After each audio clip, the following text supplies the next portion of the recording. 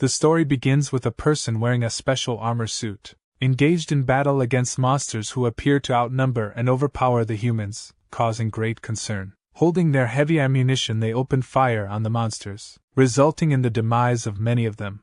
However, suddenly a brilliant light emanates from the monster's core, revealing a colossal dragon emerging from within, leaving the person utterly shocked. Recognizing the impossibility of defeating this creature, the person drops their weapon and sits on the ground. Approaching closer, the dragon exhales a formidable flame, engulfing the individual and causing their armor to get destroyed. This subjects them to intense agony, leaving their comrade in shock. Sitting in his office, the comrade holds his head in disappointment, realizing that the haunting nightmare from the past is returned.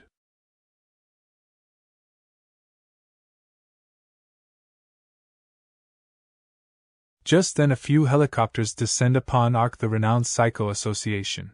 In one of the helicopters sits a 10-year-old child named Lee Han, hailing from a humble background but displaying exceptional talent. He recalls the astonishment of the army official who encountered him as the leader of a criminal group called the War Orphan Group. At such a young age, the official, recognizing Han's remarkable abilities, deemed him highly valuable, and instead of sending him to jail, he decided to send him to ARC. Curious if he was one of those psychic superhumans, Han asked the official. In response, the official revealed that he was not an ordinary individual but someone who could potentially become humanity's savior. The official explained that Han would enjoy all the luxuries of life at Arkansas. However, Han raised a concern, stating that he would be the only one enjoying those luxuries while his younger siblings would not. Therefore, he requested that the organization take responsibility for his younger siblings' welfare, including food, clothing, shelter, and education if they wanted him to join ARC. After some contemplation, the army official agreed, promising to shoulder all the responsibilities of Han's younger siblings as long as he remained at ARC.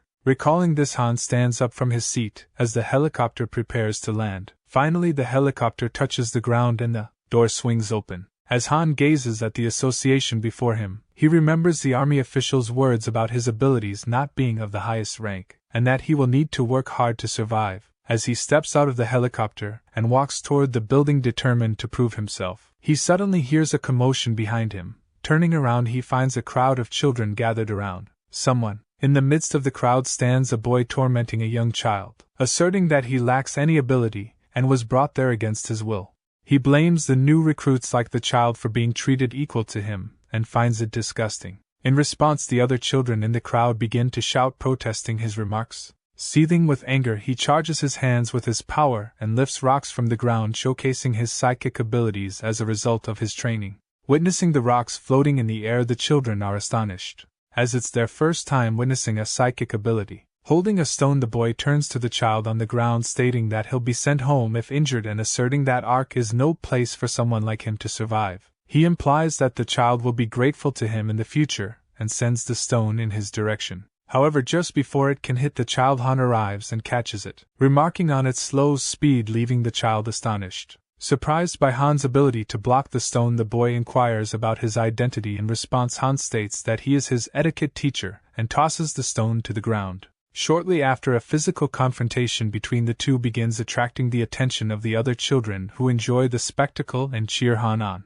Approaching them, a muscular army official shouts loudly, causing them to turn and see him advancing. With an angry expression on his face, the person instructs both Han and the other boy to step forward. Annoyed by their fighting amongst each other, the soldier asks for their names. In response, the boy introduces himself as Del Simon, and Han also introduces himself. Looking at Del following the proper code of conduct of the association, the soldier remarks that he seems to have received his training and asks if his ability is manifested. In response, he states that he can only use telekinesis so far, while Han watches them with confusion, unable to understand the jargon they use.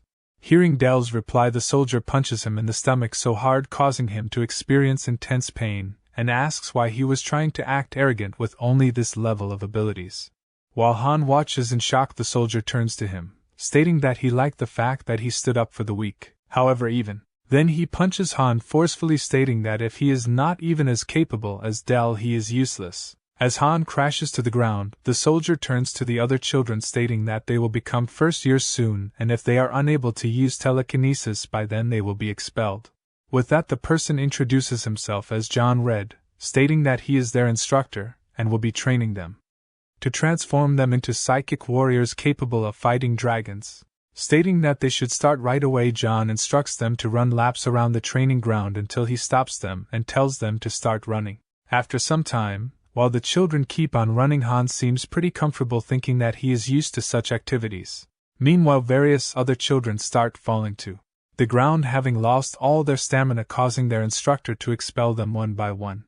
Watching the children get expelled, Han thinks that he can endure tough training but is worried about his psychic abilities.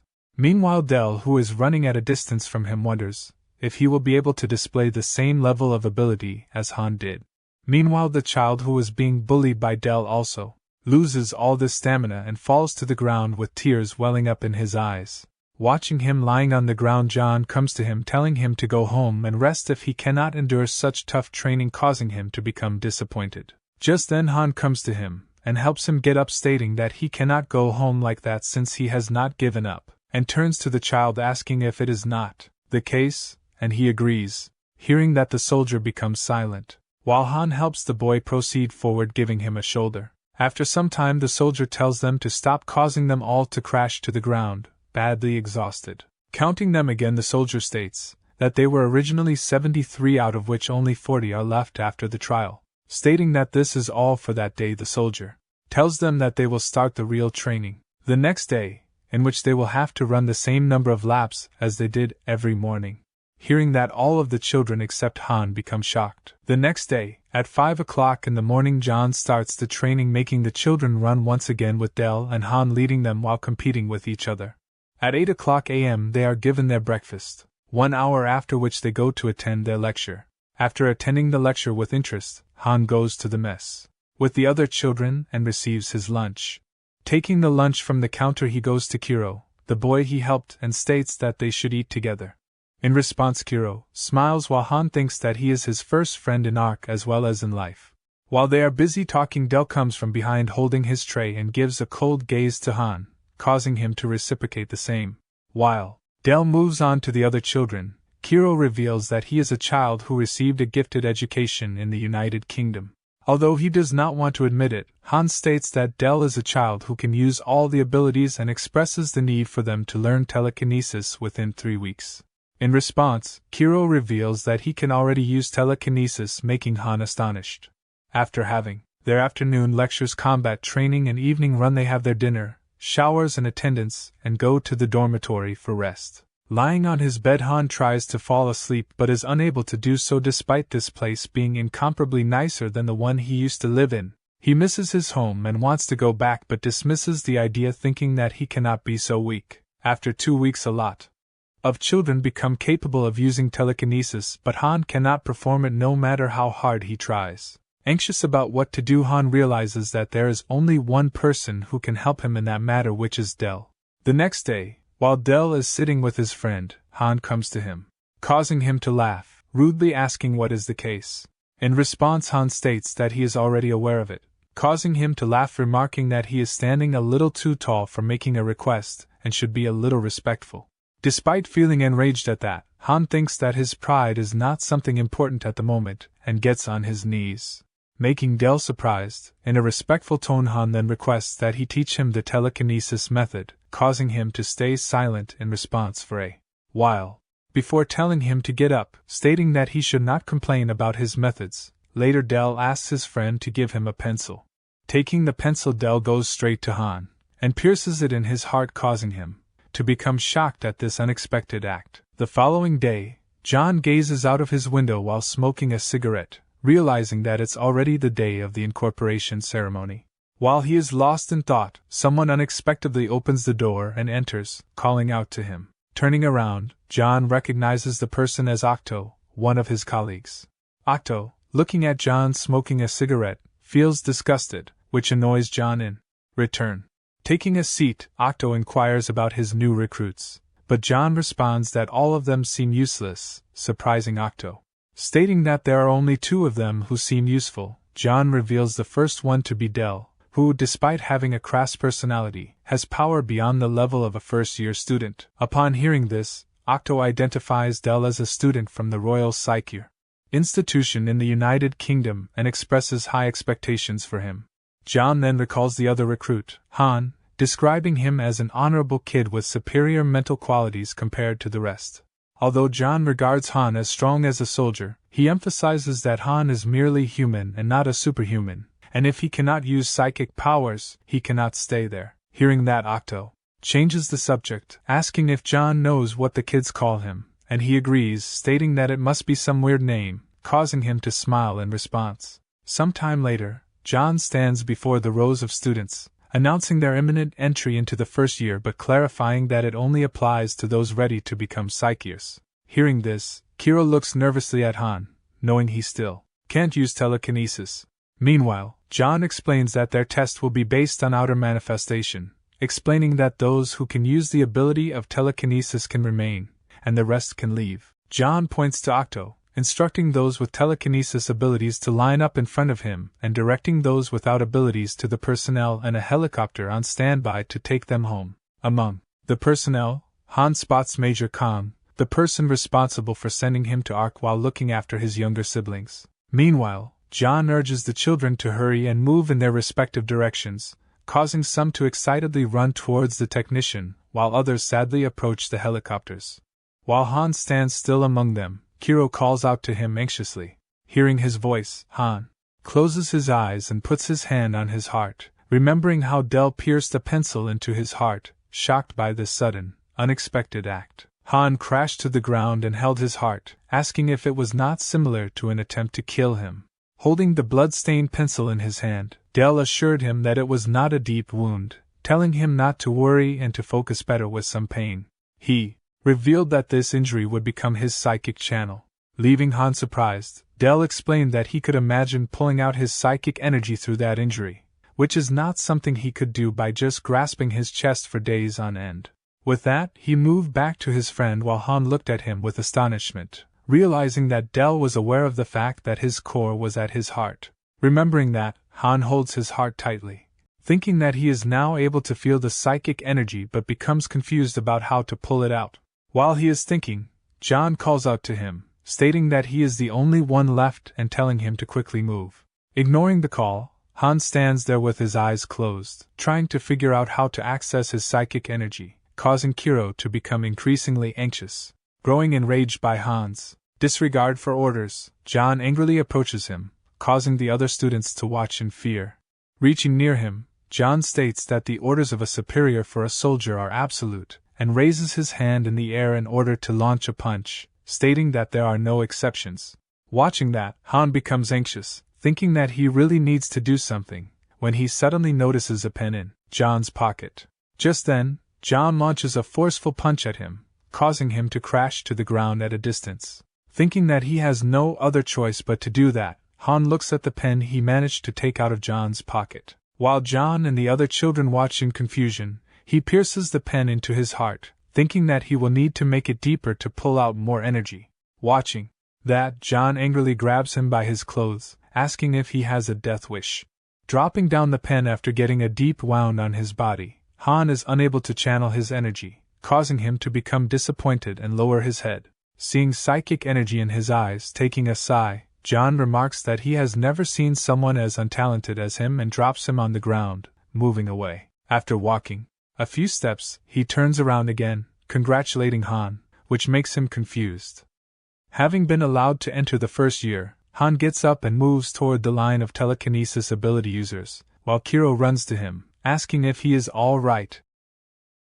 Octo, who is standing at a distance, gives him a wristwatch, stating that it is a token of passing, making him confused. Looking at the watch, Han realizes that it is the bracelet terminal with his number and arc, state-of-the-art technology, and wearing it will complete his registration automatically. Thinking all that, he remarks that it is incredible, and Octo agrees, stating that it has many different functions. Just then, John calls out to all of them, stating that the class allocation will soon be complete, and telling them to gather in their classes after checking it. He explains that each grade in Arc is split into 4 classes, from A to D, based on abilities. The allocations were made based on the results of the 3-week training, but they can always advance to the next grade or class if they are skilled enough. Congratulating the remaining 25 students, John states that they must have thought of him as a weird person up until now. However, stating that they were wrong about that, John reveals that he is even weirder than their thoughts. With that, the children are divided into the 4 classes, with Del being the only one in Class A, while Kiro gets Class B along with 4 other children. Stating that these 5 people will follow him, he divides the remaining 20 students into Classes C and D, with Han attaining the D class. John then tells them that the instructor for these 20 people is going to be Wei Chun and points to a muscular person standing beside him, causing the children to become scared of this huge figure. However, just then, Wei Chun smiles and introduces himself as a weapon art instructor, stating that they will surely be doing their best with each other's collaboration. Hearing his encouraging words, the children become surprised, realizing that he is a gentle person in contrast to what they were expecting. With that, John instructs his students to start moving, causing them to line up and begin walking. While walking away, Del comes across Han, who stands still looking at him, but he moves on without saying anything. Following him is Kiro, who looks at Han with a sad expression on his face. Looking at how worried he is, Han tells him not to feel this way, assuring him that he will soon come to his class, causing him to smile and confidently move away. As the students of Classes A and B leave, Wei Chun turns to his own students, stating that they should go to the gym.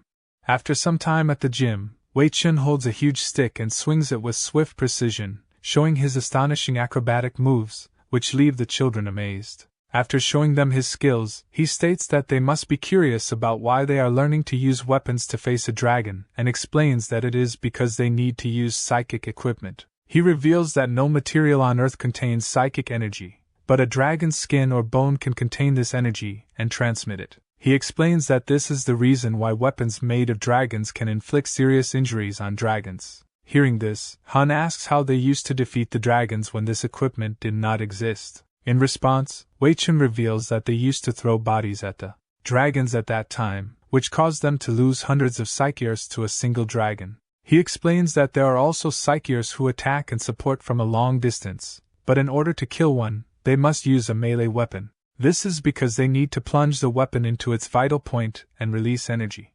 He reveals that the type of psyker who performs this role is known as a striker, causing them to be astonished. Pointing to a stand behind him, he states that all of them need to choose their weapons that day. Hearing that, Han goes to the stand and picks a wooden spear for himself, causing Wei Chun to ask if he likes the spear. Agreeing, Han states that he likes the refreshing wind it creates when he swings it, and the sound it makes as well. Hearing that, Wei Chun remembers his ability to judge and adapt that he showed with John and Del, considering it to be extraordinary, thinking that he must have lived through extreme circumstances. Wei Chun smiles, realizing that aside from being unfortunate, he has the potential. Therefore, he turns to Han, wishing him the best of luck and stating that he will be helping him in the training process. Hearing that, Han smiles and looks at the spear, determined to learn as much as he can from the training. 2 weeks later, while Han's busy sparring with his classmate, he remarks that his classmate is looking tired and ends the battle by surrendering.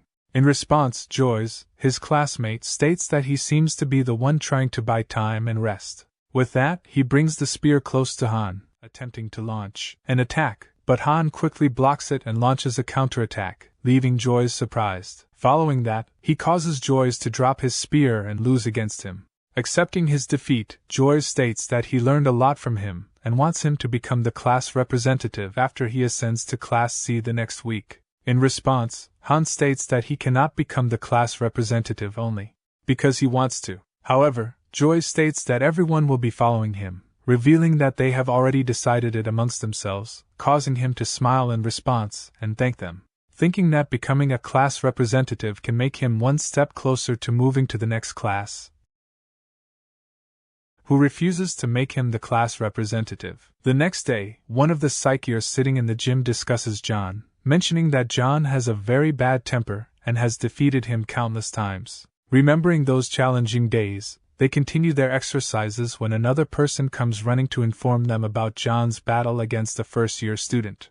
Meanwhile, on the training ground, Han stands with a pointed stick in his hand, facing John, who charges his hand with his combustion ability and lights a cigarette. Watching from the dormitory windows, senior students encourage Han to defeat John, eagerly anticipating the battle. Hearing their comments, John feels annoyed, while Han stands confidently before him, anger in his eyes. He remembers the previous night when John had come to their room, asking if the rest of his Classmates wanted to let someone like him, who couldn't even use telekinesis properly, lead them. In response, all his classmates remained silent, prompting John to suggest they must have a reason to appoint him. Calling out to Han, he broke a mop and hurled its stick towards him, while Han caught it in confusion. John mentioned hearing that Han was the best in combat in his class and challenged him to spar to showcase his skills, causing Han to remark that the edge of the stick was very sharp. Hearing that, John asked if Han expected him to get injured by the spearmanship of a novice like him, and he disagreed. Remembering this, Han looks at John, who throws away his shirt, ready for the battle. Confused, Han asks if John intends to fight him barehanded, to which John agrees, freezing, stating he won't take the fight with the child seriously. Throwing away the cigarette, he explains that Han will win if he makes any part of his body aside from his feet touch the ground, causing Han to ask about the conditions for him to lose. In response, John says that Han has to admit defeat in order to lose, prompting Han to smile and claim he will lose in that case. With that, the battle begins, and Han swings his spear, ready to launch an attack, while John stands defensively, waiting for the attack. As they watch, the other students become confused, wondering if they are fighting for real and remarking that it would be impossible for a child to defeat a powerful instructor. Hearing their remarks, Dell, who is passing by, tells them to move aside and comes to the window, watching Han and remarking that he is crazy. Meanwhile, Han launches countless attacks, all of which John effortlessly blocks with his bare body. After blocking the attacks for some time, John takes action, grabbing Han by his clothes and launching a forceful kick into his stomach, causing intense pain. As Han crashes to the ground from the hit, John raises his foot, preparing to strike again, but Han dodges the attack and moves backward, regaining his balance. Shocked by the fierce attack, Han thinks that John intended to kill him with that move. Observing Han's expressions, John remarks that his face reveals that dragons and minions plot everything, regardless of their opponent's strength. He explains that monsters never go easy on anyone just because they are weak. Hearing this, Han calls out to him, asking if he is going to fight with words, surprising John. Rushing toward Han to launch another attack, John notes Han's determination to keep going. Grabbing Han's shirt again, John swings him up in the air and throws him, causing Han to crash to the ground from a distance. Just then, John notices a cut on his face, wondering when Han managed to inflict it. Meanwhile, all the other students continue to encourage Han to defeat John as he charges forward once again. Realizing he needs to be vigilant, John stands still, while Han quickly moves behind him. Leaping up to launch an attack, John barely manages to dodge. After dodging a few more similar attacks, John realizes that Han is using momentum and centrifugal force to attack and understands why Wei Chen likes him. Smiling, he thinks that he has also started to take a liking to Han. Meanwhile, Han charges forward at great speed once again and launches an attack. In response, John stands still, deciding to face it head-on. But to his shock, the attack is so fierce that it causes the wooden stick to pierce through his body, enraging him. Grabbing Han by the neck, he decides to put an end to the fight and raises him up in the air, telling him to surrender, which causes Han to experience intense agony. Watching him endure the pain, the other children remarked that he is going too far. Meanwhile, John tells him to surrender if he wants to remain alive and charges his hand with his combustion ability. However, despite the increasing torture, Han refuses to give up and keeps screaming in pain. At that moment, Wei Chen comes running to them, asking if John intends to kill Han and telling him to stop. John, stating that Han has not surrendered and he himself has not lost, becomes confused and asks what to do in that case. Lifting Han up from the ground, Wei Chen turns to John, stating that he has gotten fed up with Ark's way of education. In response, John is silent for some time and then tells him to be quiet, moving away. He states that since Han did not surrender, he will consider it his victory, remarking that Wei Chen can't train them by always protecting them. John states that since Han overcame the trial by himself and proved his skill, he will be promoted to Class B after healing. Upon hearing his promotion to Class B, one of John's comrades becomes surprised. John explains that this update will soon be posted on the promotion list, causing his comrade to ask if the superiors will allow the promotion from Class D to Class B. In response, John states that Han is already good enough to be promoted to Class A, with only his psychic potential holding him back. However, his Comrade argues that the superiors prioritize psychic potential above everything else, leading John to remark that their standards are useless. According to him, what one needs to defeat a dragon is not psychic ability, but a strong mentality to wield the weapon under extreme fear. In that aspect, he considers Han to have the greatest potential to become a striker, and deems him too valuable a talent to let rot just because he is a late psychic bloomer. He further states that Han even has the capability to become the savior of the world, leaving his comrades surprised and asking if he didn't used to dislike him. Disagreeing, John states that he rather likes Han, which surprises his comrade. On the 7th day of hospitalization, Han's instructor, Wei Chen, comes to check up on him but keeps standing outside the door, causing the doctor to ask if he will not go in. Looking at the basket in his hand, she inquires about its contents. He shows her the fruits and milk inside, explaining that they are for Han. Observing this, she asks why Wei Chen is just standing outside, and he points to Han inside the room practicing telekinesis, stating that he does not want to distract him. Meanwhile, Han continues to apply his internal energy to the ball placed in front of him, attempting to lift it. As they watch with curiosity, Han successfully transfers his energy to the ball, bringing joy to Wei Chen and the doctor. Wei remarks on Han's amazing concentration, then goes inside with the doctor and calls out to Han. Happy to see his instructor, Han says he is all right. Taking his seat, Wei Chen tells him that he has brought some snacks for him, handing over the fruits and milk. Wei mentions that Han will be returning as a student of Class B the next day and expresses astonishment at Han working on his telekinesis skill all this time.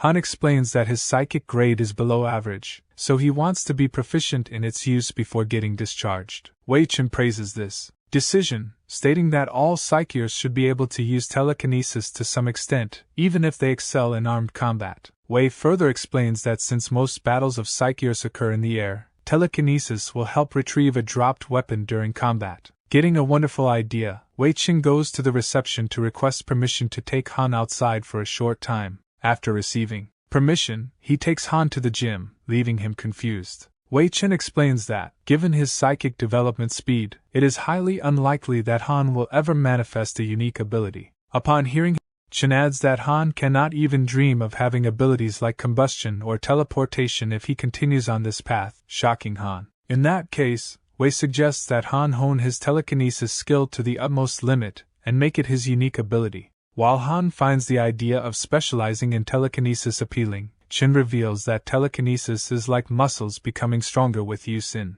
training. Chen emphasizes that the ranks based on psychic ability are delusions, and Han possesses a regeneration ability even greater than theirs. Therefore, he encourages Han to never give up and to keep training. Next day, Han stands at the door of the B class, feeling a little nervous before entering. Taking a deep breath, he is about to enter the class when someone opens the door and comes out, causing him to collide with Han. Confused, the boy looks at him, holding his nose, and recognizes him, making Han surprised, stating that everyone in the class already knows him. The boy introduces himself as Dmitry Vladimirovich Petra, the representative of Class B, shaking hands with him. Han asks if he will have to use his complicated name every time they talk, to which the boy tells him to call him Dmitry, stating that they have been given free time for arms sparring. Dmitry tells Han to follow him, and takes him to the gym. At the gym, Han thinks that armed combat is his favorite type of training, allowing him to release stress from the strict curriculum, his lack of psychic ability, and the fear of expulsion. Therefore, he picks up a spear from the stand and goes towards his classmates, defeating all of them with his swift moves within an instant. However, while doing that, he wonders if it is fun to bully others and looks at Kiro, his friend, sitting on the ground trembling with fear, thinking that his specialty is his psychic ability. While Kiro looks at him in confusion, Han wonders if it is fine to take advantage of the weaknesses of others. Looking at all of his classmates lying on the ground, he tells them to be grateful that they were not sparring during an actual training session. Watching him, Dmitry becomes surprised, thinking that he was expecting Han to show such power and a desire to fight him for real.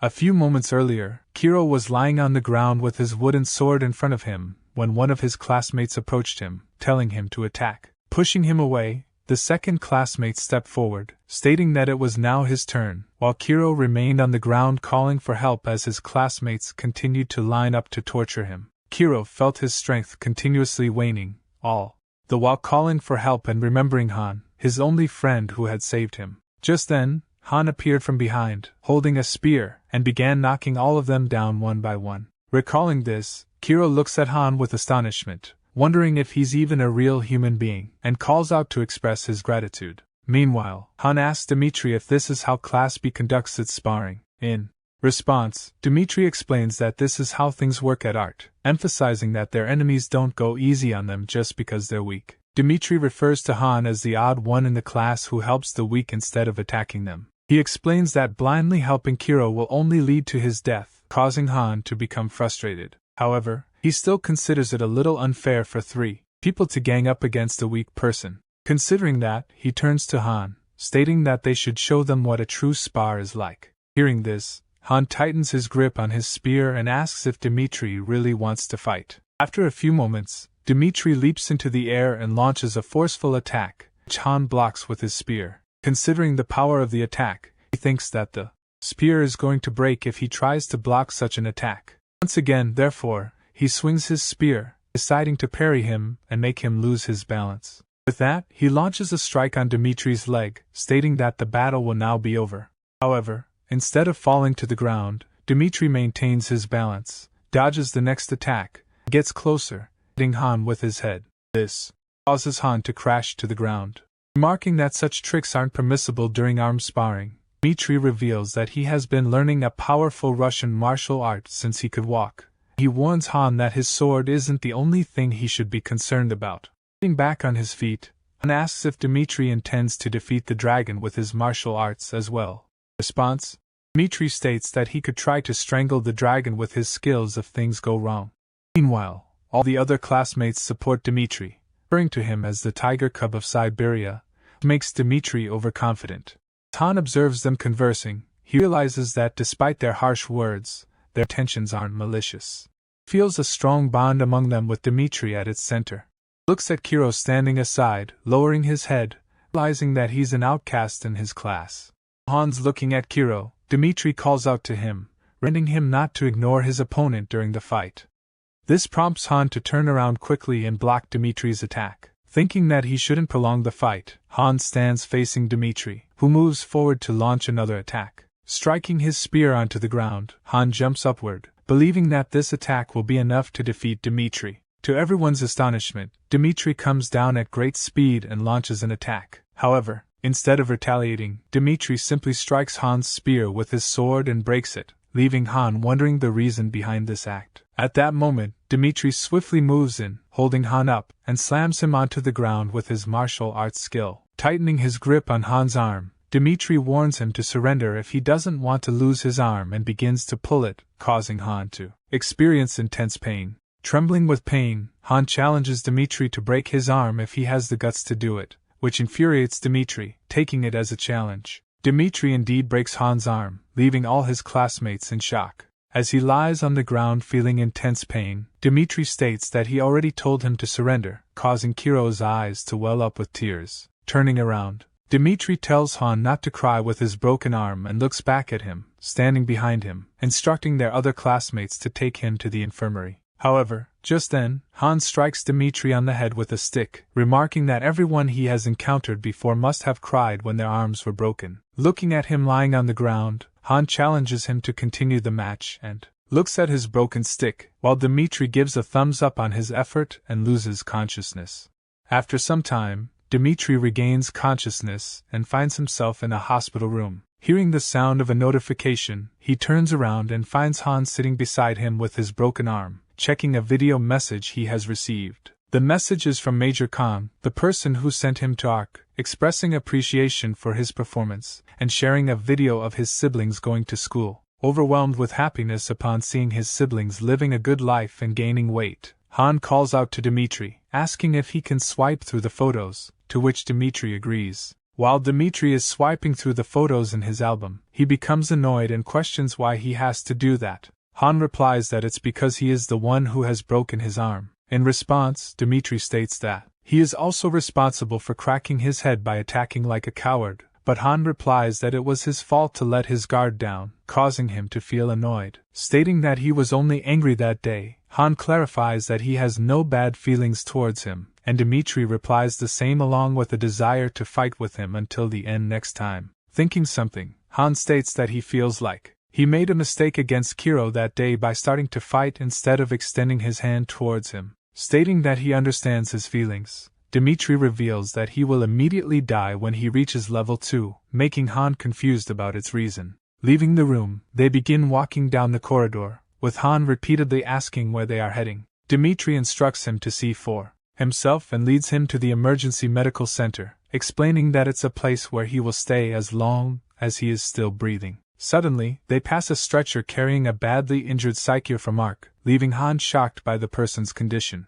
Dmitri urges Han to consider how challenging their training will be based on what they have witnessed. Puzzled, Han asks if the people on higher levels are not of the same age. Noting that the injured person appears to be an adult instructor, Dmitri reveals that those who reach level 2 receive medication to accelerate their physical growth, to prepare for battling dragons, as the association won't wait for them to fully mature. Instead of being shocked, Han finds this concept intriguing, making Dmitri surprised. Han states that he always wanted to become an adult since he had to do all sorts of things to survive, including street thefts. As a result of doing those things, he had to fight against the attackers who tortured him brutally and always overpowered him because of their huge figures. Remembering whatever he has faced, Han states that he does not want a happy childhood, and that the only thing that matters to him is survival. Hearing that, Dmitri remarks that he has the strongest mentality in Arkansas. In response, Han lowers his head, suggesting that they should go back.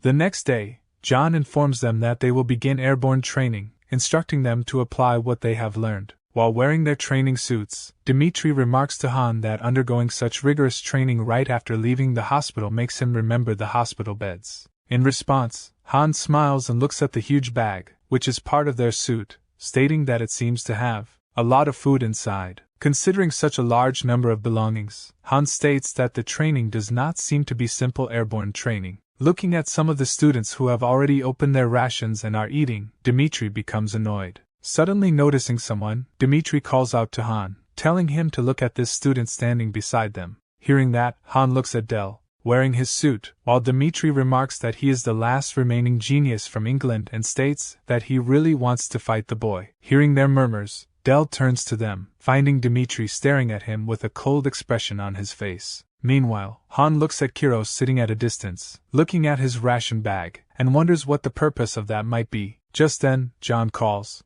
out to them, telling them to quickly get on board. Wearing their helmets, all of them quickly get up and run towards the helicopter in front of them. After they all get inside, the helicopter starts to move away, and John turns to the other instructors, stating that they should also proceed. Remembering Han always being the one who came to help and fight for him, Kuro hangs from the tree with his parachute stuck in the branches and cries desperately. Having been stuck for a considerable amount of time, he believes that Han may not come to save him this time. 1 hour earlier, while the helicopters were moving above the ocean, the children sat with anxiety and looked outside, wondering how far they would be taken. Just then, John connected to their wristwatches and informed them that they were currently above a deserted island, where they would descend and begin survival training. John explained that they would find 2 days' worth of rations inside their bags and would have to survive on the deserted island for 2 days. Upon hearing this, all the children were shocked by this sudden announcement of survival training out of the blue. While they all felt scared, Dmitri reassured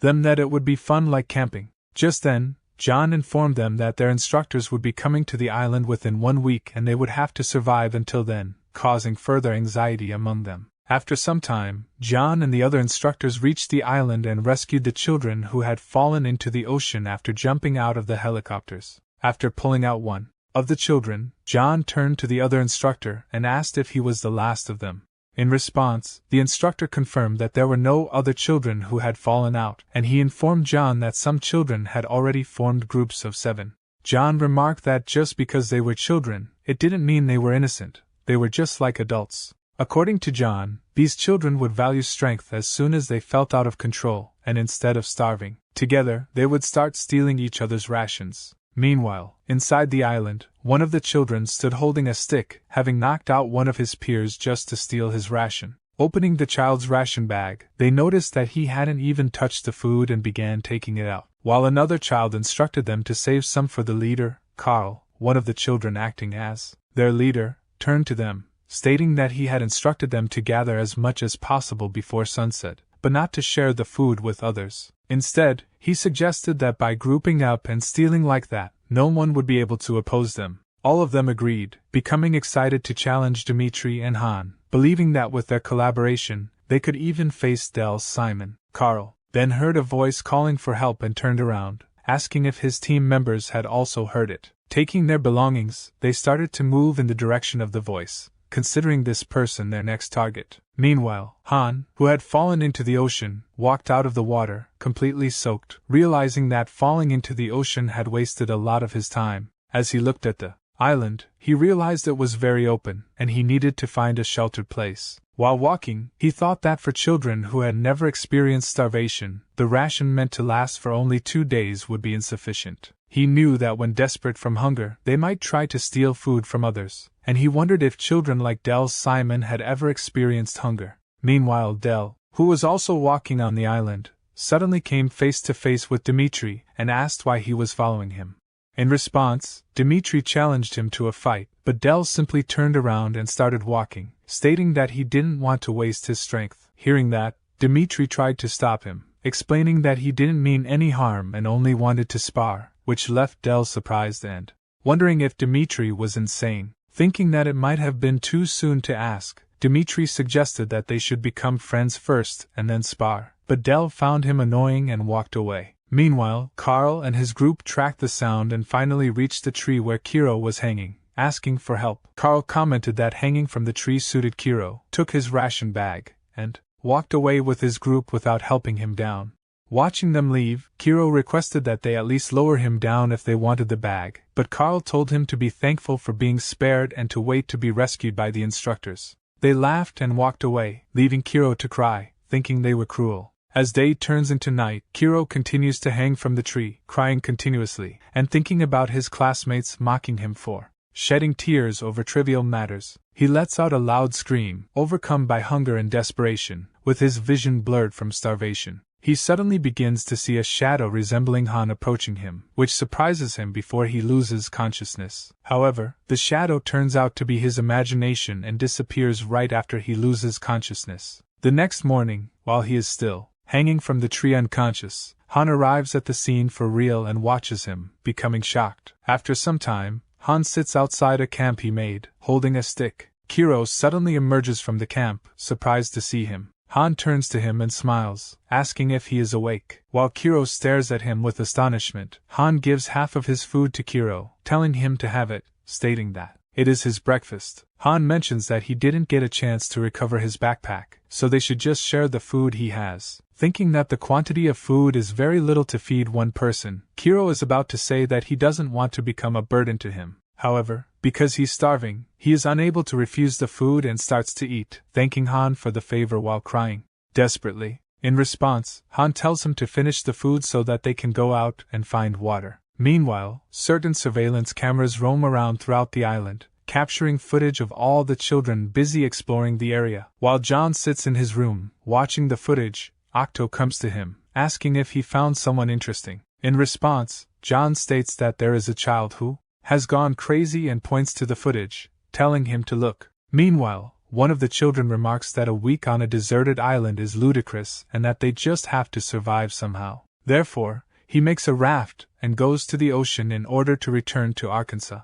Meanwhile, Han and Kiro reach the ocean and look into the water, wondering if it will be drinkable. To check it, Han takes some of the water in a bottle and drinks it, declaring it drinkable, and tells Kiro to drink as much as he can and take some with him. After taking the water, they hurry back to the shelter, remarking that it is hard to travel during the day because of the intense heat. While walking, Han thinks that they will need more food if they have to spend the entire week with just the two of them. However, looking around, he doesn't seem to find anything edible and wonders if this is the reason the others are stealing food. When Kiro suddenly notices something, becoming surprised, while Han is about to walk away, Kiro suddenly stops him. He warns that it is a trap, causing Han to step on a twig, revealing a large hole in the ground. Astonished by Kiro's ability to find the trap, Han turns to him, asking how he found it. While Kiro hesitates in responding, Han asks if he saw the trap, and Kiro agrees, feeling a little shy and nervous. As Kiro goes on to explain what type of trap it was, Han realizes that Kiro's unique ability has activated, which is something like short-term foresight, a very superior and rare ability. Walking away, Han wonders if the extreme conditions on the island worked as a stimulant for Kiro,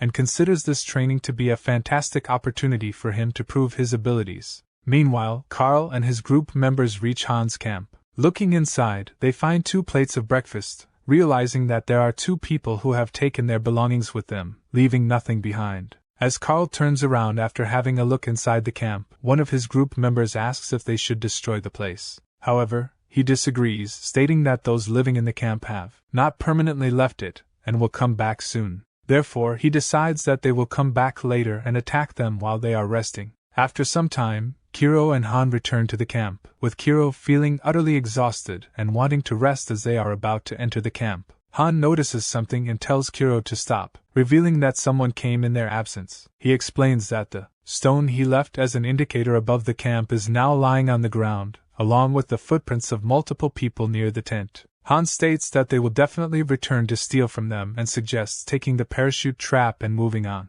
Therefore, despite being tired, they open up their tent and start to move away. Looking at the surroundings getting darker, Han states that they need to find a suitable place to stay before it gets any darker. Turning to Kiro, he asks if there is anything he can see, but Kiro replies that something seems strange and he feels like his eyes are closing. Confused, Han calls out to him, but Kiro moves into a state of trance and starts viewing a gigantic leopard in front of them, fighting with Han. Realizing what is about to happen, Kiro opens his eyes and forcefully pushes Han away, causing him to crash to the ground, when a leopard suddenly jumps on the spot where Han was standing. Looking at the leopard, Han becomes shocked and looks at his stick lying at a distance, realizing that there is no way he can fight against the beast barehanded. Just then, the leopard opens its mouth to attack him, and Han closes his eyes, anticipating the deadly strike. However, before it can do that, a strong wave of energy strikes the leopard, causing it to fall at a distance.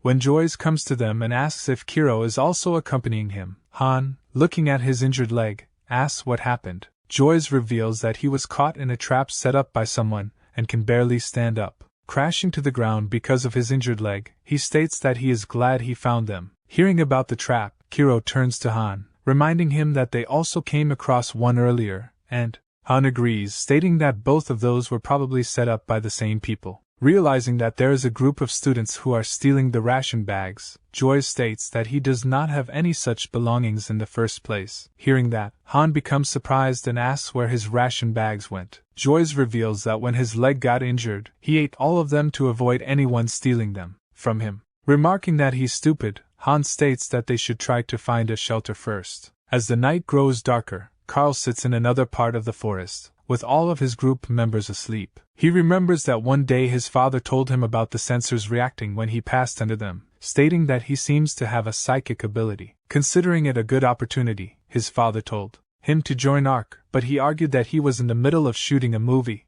Annoyed by his response, his father explained that if he manages to become a psyker, he will not have to pursue his acting career anymore, and will be able to obtain fame and riches. His father explained that when the war would be over, the psykers would become warriors of the nation, and because of being superhuman, he could rule over everyone. In this way, his father finally convinced him to join ARC, and he came to the place despite feeling annoyed at his father's intervention in his career. In the morning, Dmitri is busy doing calisthenics exercises while Del watches him from behind. Looking at him exerting a lot of stamina, Del asks if he has this much energy to spare and states that they do not have much left to eat, asking how he will last for the remaining 5 days. In response, Dmitri states that he is a physical type and needs to train in order to become an elite striker, causing Del to remark that psykers need their abilities to fight, not strength. Hearing that, Dmitri remembers Han stating that he was the only one with the ability to take him on in armed combat. In response, Del becomes surprised and asks if he has fought with Han before. Dmitri smiles, thinking that he has taken the bait because of Han and might get ready to spar. Meanwhile, in a cave hidden between the trees, Han wakes Kiro and Joyce up, stating that they should stay together for the remainder of the training period. Stating that he and Kiro will go and bring some food and firewood, Han tells Joyce to stay back and guard their shelter, and he complies. Appreciating his combustion ability, Han thanks Joyce for his help, stating that it is because of him that they have an advantage in survival training. Reaching the ocean, Han looks at the fish swimming in the water and states that having fire can give them the privilege to enjoy foods like that. Hearing that, Kiro asks if he knows how to fish, stating that they do not even have any equipment for that. In response, Han looks at him and smiles, thanking him and making him confused. Han explains that this thanks is for saving him when he was in danger the previous day and finding them a safe cave to stay in. Han states that he thought helping him would be the best course of action but found out that it could not be like that and could not find a solution. However, he states that after landing on the island, he has come to realize Kiro is indeed a genius psychic. Han tells Kiro that he possesses the strength to defend himself and save his friends, and by depending on each other, they are going to last through this because they are friends. These words make Kiro remember the time when he was just a nameless child in an orphanage in Japan, and was given the name Kiro just because of his dark skin. Remembering the time when everyone used to criticize him for his nature and appearance, Kiro becomes overwhelmed, realizing that he has finally found a friend who believes in him. Meanwhile, Han explains to him the strategy of how they are going to catch the fish, and Kiro bends down towards the water, activating his ability of short-term foresight. After successfully finding the location of the fish underwater, Kiro uses telekinesis to bring the fish out of the water, repeating the process again and again. They are able to catch a lot of fish, which is sufficient to fulfill their needs. On the third day of training, Han and Kiro are able to catch 8 fish because of Kiro's ability, and happily walk towards the cave, thinking that Joyce will be very happy to see them. As they reach the cave, they start to feel scorching hot rays coming in their direction. Realizing something, Han tells Kiro to stay there, and quickly moves toward the cave. Finding the cloth covering the cave to be burned, wondering what might have happened, Han enters the cave and finds Joyce lying unconscious on the ground. Throwing a wooden sword in Dell's direction, Dimitri tells him to catch it. Catching the sword, Dell becomes surprised and asks why he packed up his weapons even for the airborne training. Dimitri, stating that he was thinking of fighting with 2 swords instead of 1, asks why Dell agreed to spar with him. In response, Dell states that if he really fought with Han on fair terms, it must be Dimitri who is going to be promoted to Class A, and he wants to check if he is capable or not. Hearing that, Dimitri smiles, stating that he likes Dell's attitude. With that, they charge at each other and start the battle. While Dell leans downward, Dimitri leaps up to launch an attack, feeling a little anxious because of Dell's ability. As both of them reach near each other, Dell brings his sword straight to Dimitri's chest and hits it, leaving him surprised. Dimitri quickly retaliates, swinging his sword swiftly, causing Dell to drift backward. Thinking it's in his favor, Dimitri runs towards Dell and starts the battle once again, launching countless strikes, some of which hit Dell and cause him a little pain. However, after managing to block most of the strikes, Dell reveals his true ability and attacks him with very quick speed, leaving Dimitri utterly bewildered. Barely managing to block the attacks, Dimitri considers it better to maintain a distance, and tries to do so when Dell launches another close-range attack. In order to save himself, Dimitri quickly leans backward and, while lying on the ground, swiftly swings his sword, causing Dell to drop his weapon. Quickly regaining his balance, Dimitri stands up, stating that the battle will now be over, and charges at Dell to launch an attack. However, as soon as he reaches him, Dell uses telekinesis to assist in bringing his sword towards him, hitting Dimitri's head and causing him to crash to the ground. Stating that it would have been his victory if it were armed combat, Dell reminds him that they are psykers and for them, their abilities are more important than physicality. However, he still becomes surprised by the results of the battle, wondering if Han is even stronger than Dimitri. Meanwhile, Han lifts Joyce up, telling him to open his eyes. To this, Joyce speaks up, assuring him that he is fine. Lighting up the fire, they help Joyce lean against the wall in a comfortable position and ask who did that to him. In response, Joyce reveals that it was Carl and his gang, comprised of 7 members, who took away all of their food, stating that they will come back to the cave again. Joyce suggests quickly moving their shelter to some other place. Stating that he will not let the people who pick on his friends get away so easily, Han says that they should temporarily look for some other shelter. In order to seek revenge, Han shares his plan to ambush them when the sun goes down. At night, Han and Kiro sit outside the cave, looking at the children guarding the place and finding out that Carl and his group have taken the cave as their shelter, as they expected. Turning to Kiro, Han states that they will begin when he is ready, and Kiro agrees. Han says that it would not be possible for him alone, but if Kiro is with him, they can definitely take down all those children. Thinking that Han is the only person who believes in him, Kiro vows to never disappoint him no matter what and activates his telekinesis ability. Lifting a stone from the ground and lifting multiple stones in this manner, Kiro throws them in the direction of the cave, causing them to hit the children standing outside and making them bewildered. Hearing the voices of his group members, Carl becomes confused and starts to move out of the cave. Meanwhile, the children standing outside locate the place where the stones are coming from and start running in its direction, while dodging the stones. Being able to clearly see their path, Kiro starts to hit them with more and more stones, making them confused. While they are busy saving themselves from the stones, Han comes out, holding a stick, and starts to hit them one by one, causing all of them to crash to the ground. When Carl comes out, surprised to see Han, Carl keeps standing still while Han points his stick towards him, ready to seek revenge. Looking at Han, Carl is astonished by the fact that he took down 6 of his group members on his own, considering it unbelievable. He states that he can't be alone and asks about the identity of the second group member. In response, Han calls out to Kiro, stating that he can come out since dealing with Carl is something he can do on his own. Realizing that they are beaten by 2 losers, one of whom is Kiro, Carl becomes frustrated. Meanwhile, Han declares that they have come to avenge Joyce and states that this is a real fight in which he will not go easy on him. Stating that he can't tolerate this any longer, Carl picks up a stick from the ground, vowing to crush Han,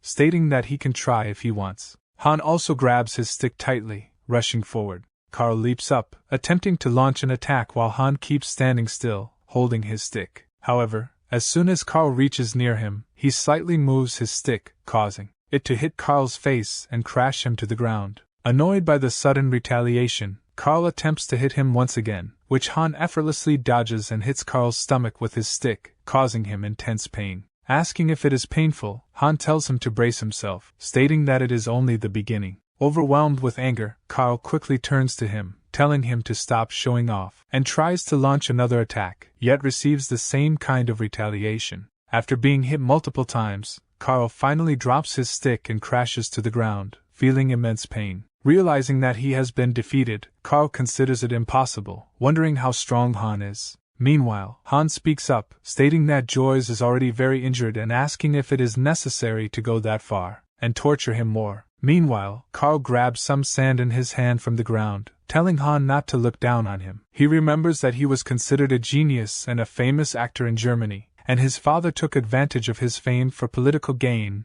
and obtained many things in the process. However, there was no end to his greed, and he wanted him to become a psyker even if he needed to drag others down for that. Stating that he did not come all the way up here just to be stopped by a person like him, Carl throws the sand in Han's eyes, causing his vision to get blurry. Taking advantage of the situation, he launches a forceful punch at Han's face, causing him to go flying backward. Watching that, Kiro becomes shocked and runs towards him when Carl gives him a threatening gaze, telling him not to come any closer. Scared by his gaze, Kiro stops on his way and watches Carl hit Han badly, causing him to crash to the ground once again and lose consciousness. Getting up, Carl holds his stick, stating that he will never let anyone climb over him again, and is about to hit Han with it when a stone comes flying and hits his face. Enraged, he turns around, finding Kiro using telekinesis, while telling him to get away from Han. Carl asks if Kiro is also trying to climb over him. Carl goes near him and grabs him by his clothes, stating that he never liked him from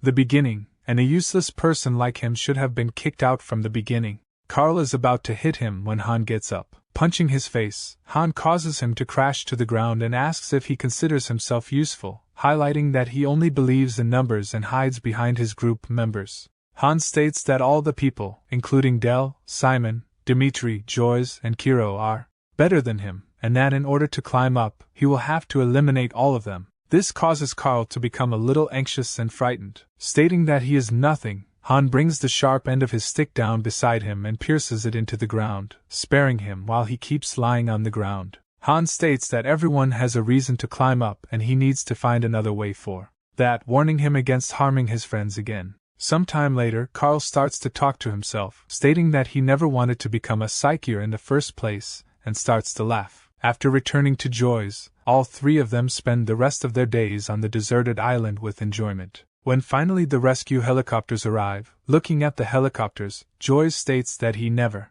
wants to have this experience again, and Han laughs. All the other children who are gathered in one place call out to Han, Kiro, and Joy's, thanking them for providing them with food. They really appreciate the abilities of Kiro and Joy's to catch and cook the fish, which causes them to become a little shy. Pointing towards Han, Joy's states that the person they should be thanking is him because all of that is his idea. Just then, they receive a message on their wristwatches, notifying them that their survival training has ended and appreciating their efforts. Reading the message, Del and Dimitri also become relieved, thinking that it is the first time they have felt glad to hear the voice of their instructor. Just then, John informs them that they will board the helicopters when they are called, making Han confused about what it means. A few moments later, the helicopters start to land on the island and board the students on the basis of a roll call.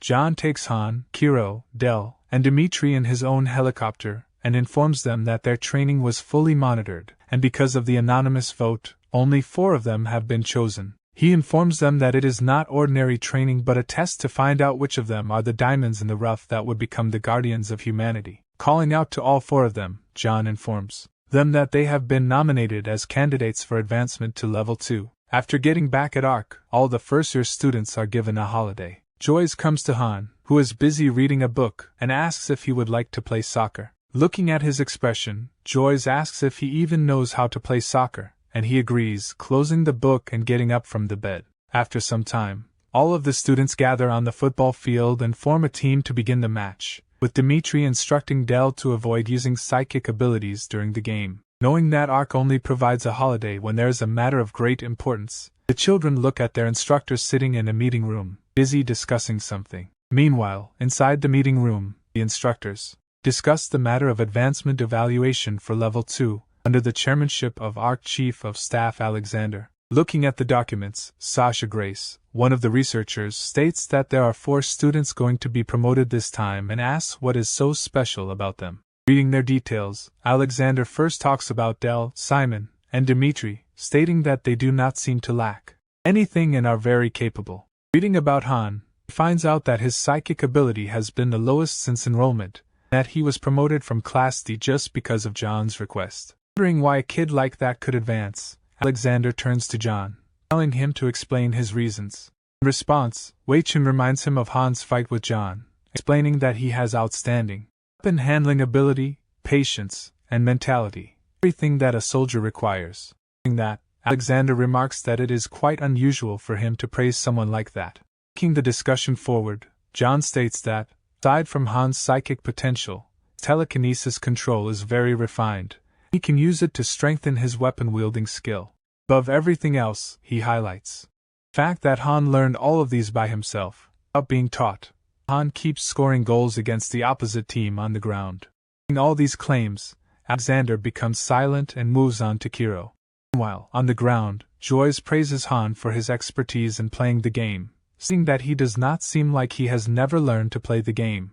Meanwhile, Dimitri and start to argue among themselves about losing the game to Han. While the advancement of Kiro to level 2 is being discussed, Sasha becomes annoyed upon discovering that Kiro is nominated despite being a psychologically sensitive child. Stating that the most vital thing among their standards is mentality, Sasha states that he will die if he undergoes the physical transformation process and faces grave dangers. In response, John smiles, revealing that Kiro's psychic advancement is by far the greatest, and he is even far past the rest of the 3. However, despite his merits, Alexander considers his mentality to be the biggest problem. John explains that this is the reason why Han needs to advance with him since his mentality is greatly influenced by Han. Stating that Han is currently playing the role of his older brother, John causes Alexander to feel confused, remarking that both John and Wei-Chun seem to be eager to advance Han. Meanwhile, on the football field, Han and Joyce collaborate to take the ball to the court once again, stealing it from all the other members of the opposite group.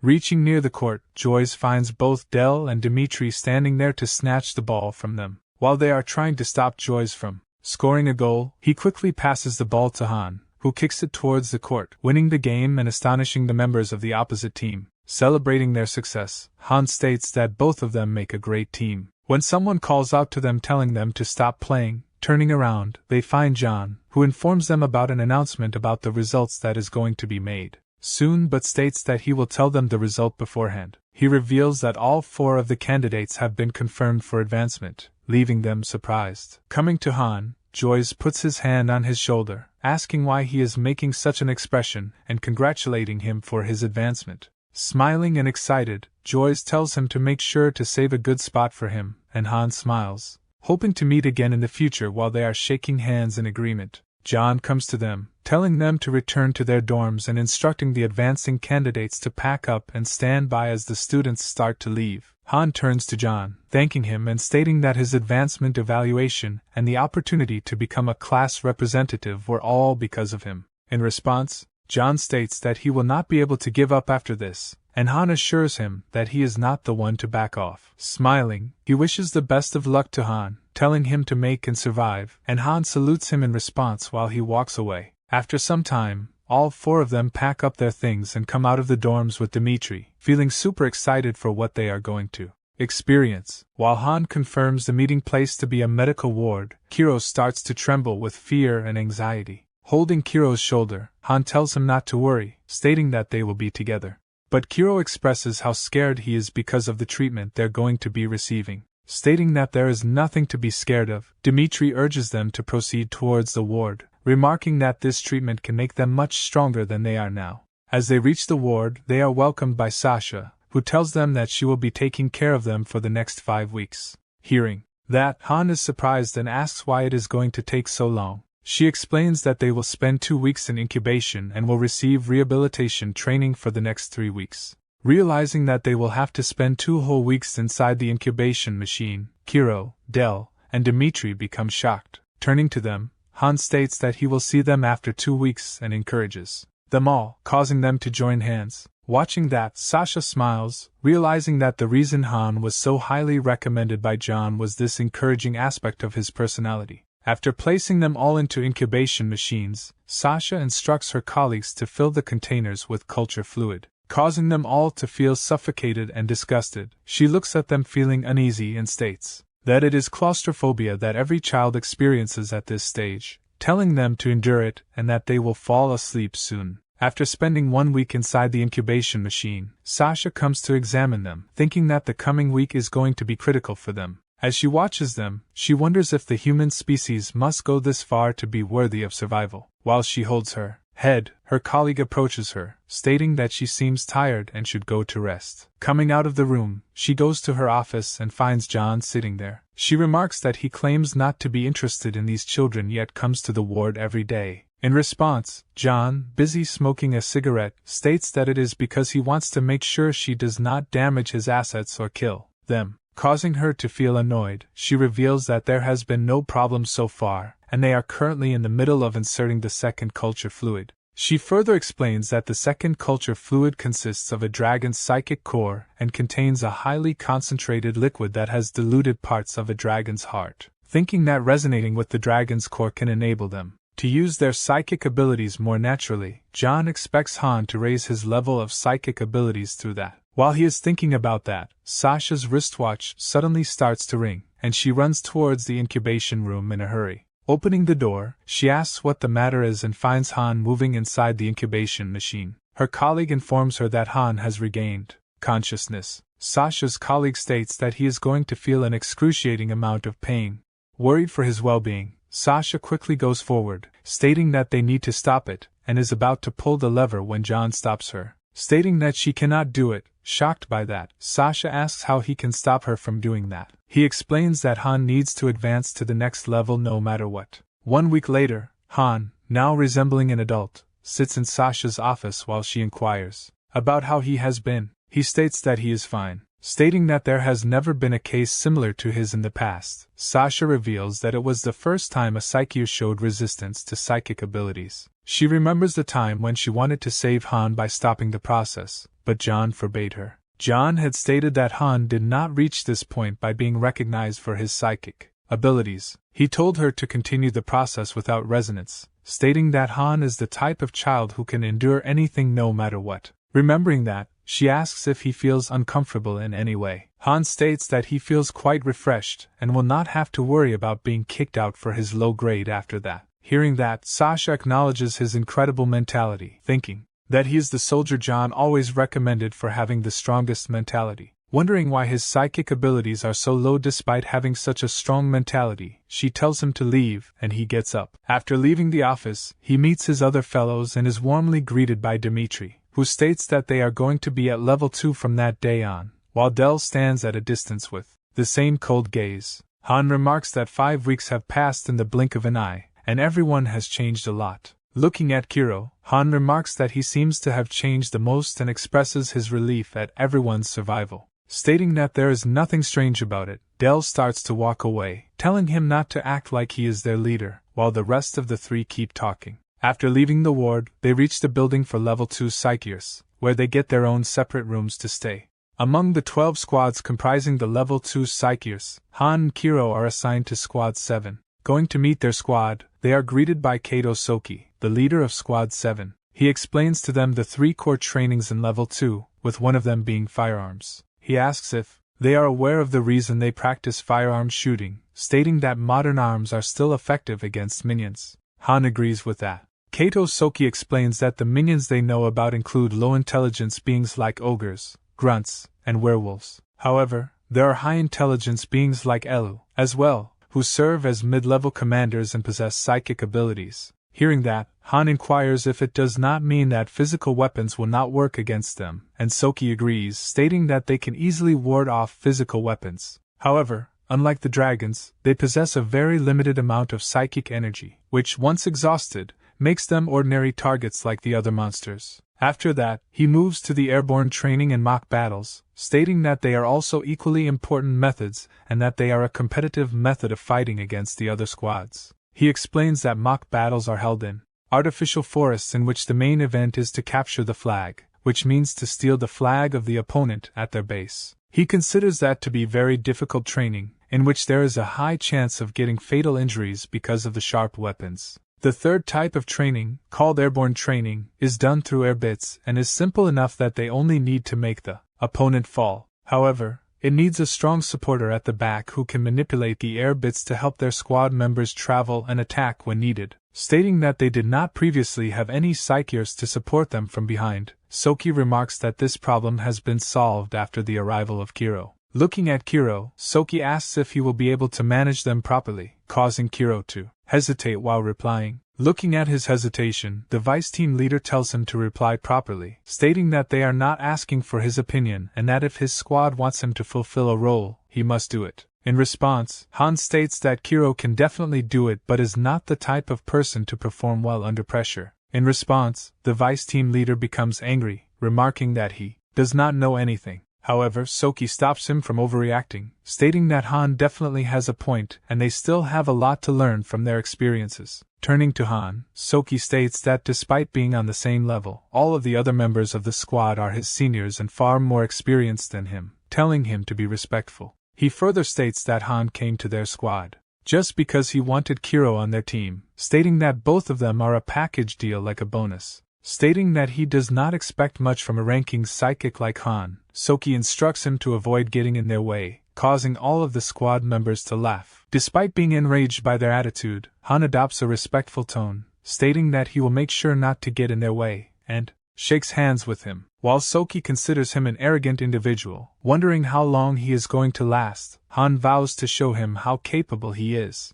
Returning to his room, Han freshens up and goes for training. Displaying expertise in shooting, he causes Soki to become silently disappointed at not finding anything to blame him for. After practicing shooting while lying down, Han starts to run toward the target, firing bullets accurately and hitting all of them. Considering his collaboration to be good, Han thinks that this will not give Soki any chance to call him a nuisance to the squad. Just then, he looks at Soki, who stands with a frustrated expression on his face, and calls out to Kiro, asking what he is doing by standing still. In response, Kiro becomes a little confused, causing him to hold his head in disappointment. While taking a shower after training, Han wonders if his performance was not good enough for him to be accepted on the team. The next day, when he goes for practice, Soki informs him that he is on standby. Soki explains that in the mock battle training, the squad with more members has to adjust their team members accordingly, and they already have too many squad members with the same abilities as him. Soki states that instead of fighting in the battle, he can simply observe the battle from the training hall.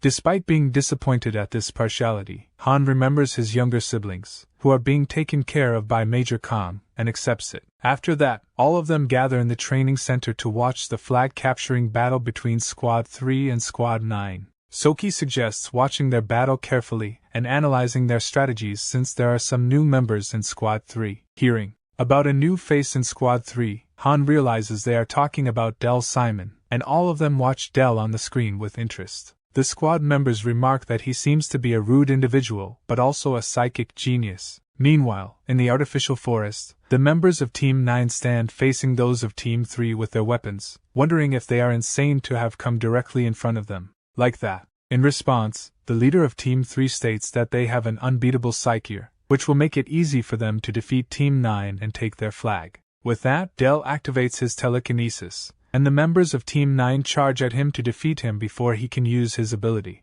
However, before they can reach him, all of their weapons disappear, leaving them shocked and confused. Looking at Del, they find him wielding extraordinary powers, causing their weapons to float in the air, and they wonder how he did that. Just then, Del causes their weapons to come toward them at great speed and slashes their bodies. While the rest of his team members charge forward to take the flag, overpowering the members of Team 9, Del's team easily takes the flag away, leaving the other squads astonished. Understanding the importance of having a great psyker during a mock battle, Soki turns to Kiro, stating that they can also follow the strategy since they have him on their team. However, at this moment, Han calls out to him, stating that he has a different idea. He explains that Squad 9 did not use any particular strategy, and only press forward based on their individual capabilities. Stating this, he is about to say something else but hesitates, while Soki tells him to go on, asking if he wants to say that he would have proposed a different strategy if he were the leader. Looking at his rude expression, Han realizes why Soki hates him so much. When another member of the squad signals him to come with him, taking him to a corner, the person states that both he and Soki acknowledge the fact that he is outstanding but he does not fit into their squad, upon which all the members agree. Realizing that they have been observing him, Han asks why he does not fit into their squad. In response, the person explains that this is because he is not afraid of voicing an opinion that contradicts Soki, acknowledging that he sometimes makes better decisions. The person states that there should only be one captain since having even a little doubt about Soki can lead them to be divided. He reveals that as long as Soki is the leader, Han can never get a chance to participate in mock battles and advises him to submit a transfer request to another squad when the timing is right. This makes Han realize that all the squad members must have faith in their leader, and he is the person who has threatened the authority of Soki, causing all of them to hate him. Contemplating the transfer request for some time, he goes to Wei Chen's office the next day, giving him an application. Reading the application, Wei Chen inquires if Han really wants it, and Han agrees. Chen states that this matter needs to be discussed by all the Level 2 instructors, so it might take some time. Returning to his room, Han thinks that Wei Chen has made it easy for him since he needed some time. He decides to dedicate the time of mock battles to training his own abilities and analyzing the strategies used in squad battles to formulate his own. While he is thinking about that, Kiro comes to his room, asking what he talked to the vice squad leader about, but he changes the topic, asking about the preparations for his airborne training. In response, Kiro reveals that he can maneuver up to 4 air bits with people on them, causing Han to become astonished, stating that he seems to be one of the highest performers at level 2. This causes Kiro to become a little more confident, while Han smiles, thinking that he will always be there to cheer him up. The next day, all of the squad members gather in the training hall once again, discussing that there is an amazing psyker in Squad 7 named Kiro. Meanwhile, the competition is about to begin, and all of the squad members stand ready in their positions. Turning to Kiro, Soki states that it is all upon him, telling him to take good care of them, while Kiro stands confidently, determined to try his best. A few moments later, it is announced that the battle between Squad 1 and Squad 7 is about to begin, causing everyone to look at the screen in excitement. Han recalls that the most significant thing in airborne training is the air bit, which is a type of robotic drone that acts as steps mid-air. A single person generally manipulates air bits either to travel or to use them as a weapon against their opponent. Considering that the most important position during the airborne battle is that of a supporter who manipulates multiple air bits simultaneously, Han thinks it's a suitable position for Kiro. Meanwhile, Soki signals his squad members to proceed forward, stating that if they follow the strategies, it's going to be a sure victory for them. With that, his squad members stand on the air bits and proceed forward, causing the captain of Squad 1 to signal his team members to move as well. Looking at the members of Team 1 moving forward together bit by bit, the vice leader of Squad 7 considers it to be according to their expectations. As soon as the members of Team 1 reach them, they split up their air bits and start moving in different directions. However, before they can move away, the vice team leader reaches near one of them and hits him with such force that he crashes to the ground. Following that, Soki himself hits another squad member, causing him to fall down, and smiles, thinking that everything is going according to their plan. Realizing that Squad 7 has eliminated 2 members of the opposite team right after starting, the people watching the fight become astonished, wondering if their team was always that strong. Han remembers Soki explaining his strategy, and telling Kiro to take responsibility for his and the vice team leader's air bits. Soki instructed Kiro to use his foresight ability to see their moves ahead of time, and then maneuver the air bits accordingly, causing Kiro to feel a little nervous. Hearing the strategy, the vice team leader turned to Soki, asking if he planned on eliminating the members of the opposite team based on their close combat ability, and he agreed. Remembering that, Han realizes that Soki's strategy is working quite well for the time being, while they confidently keep fighting. Operating the air bits, Kiro feels increasingly anxious, thinking that even a single mistake of his can lead everyone to lose. Just then, his foresight ability shows him the next move the opposite team is going to take that can cause some damage to their team member. The very next moment, the leader of Squad 1 hits the member of Squad 7 with a stick, causing him to become a little injured but not fall. Astonished by their capability, the members of Team 1 wonder if they're always this strong and realize that there are only 2 members left on their team. Looking at the members of Team 7 standing confidently in front of them, the captain of Team 1 watches Kiro, thinking of going for him instead of his team.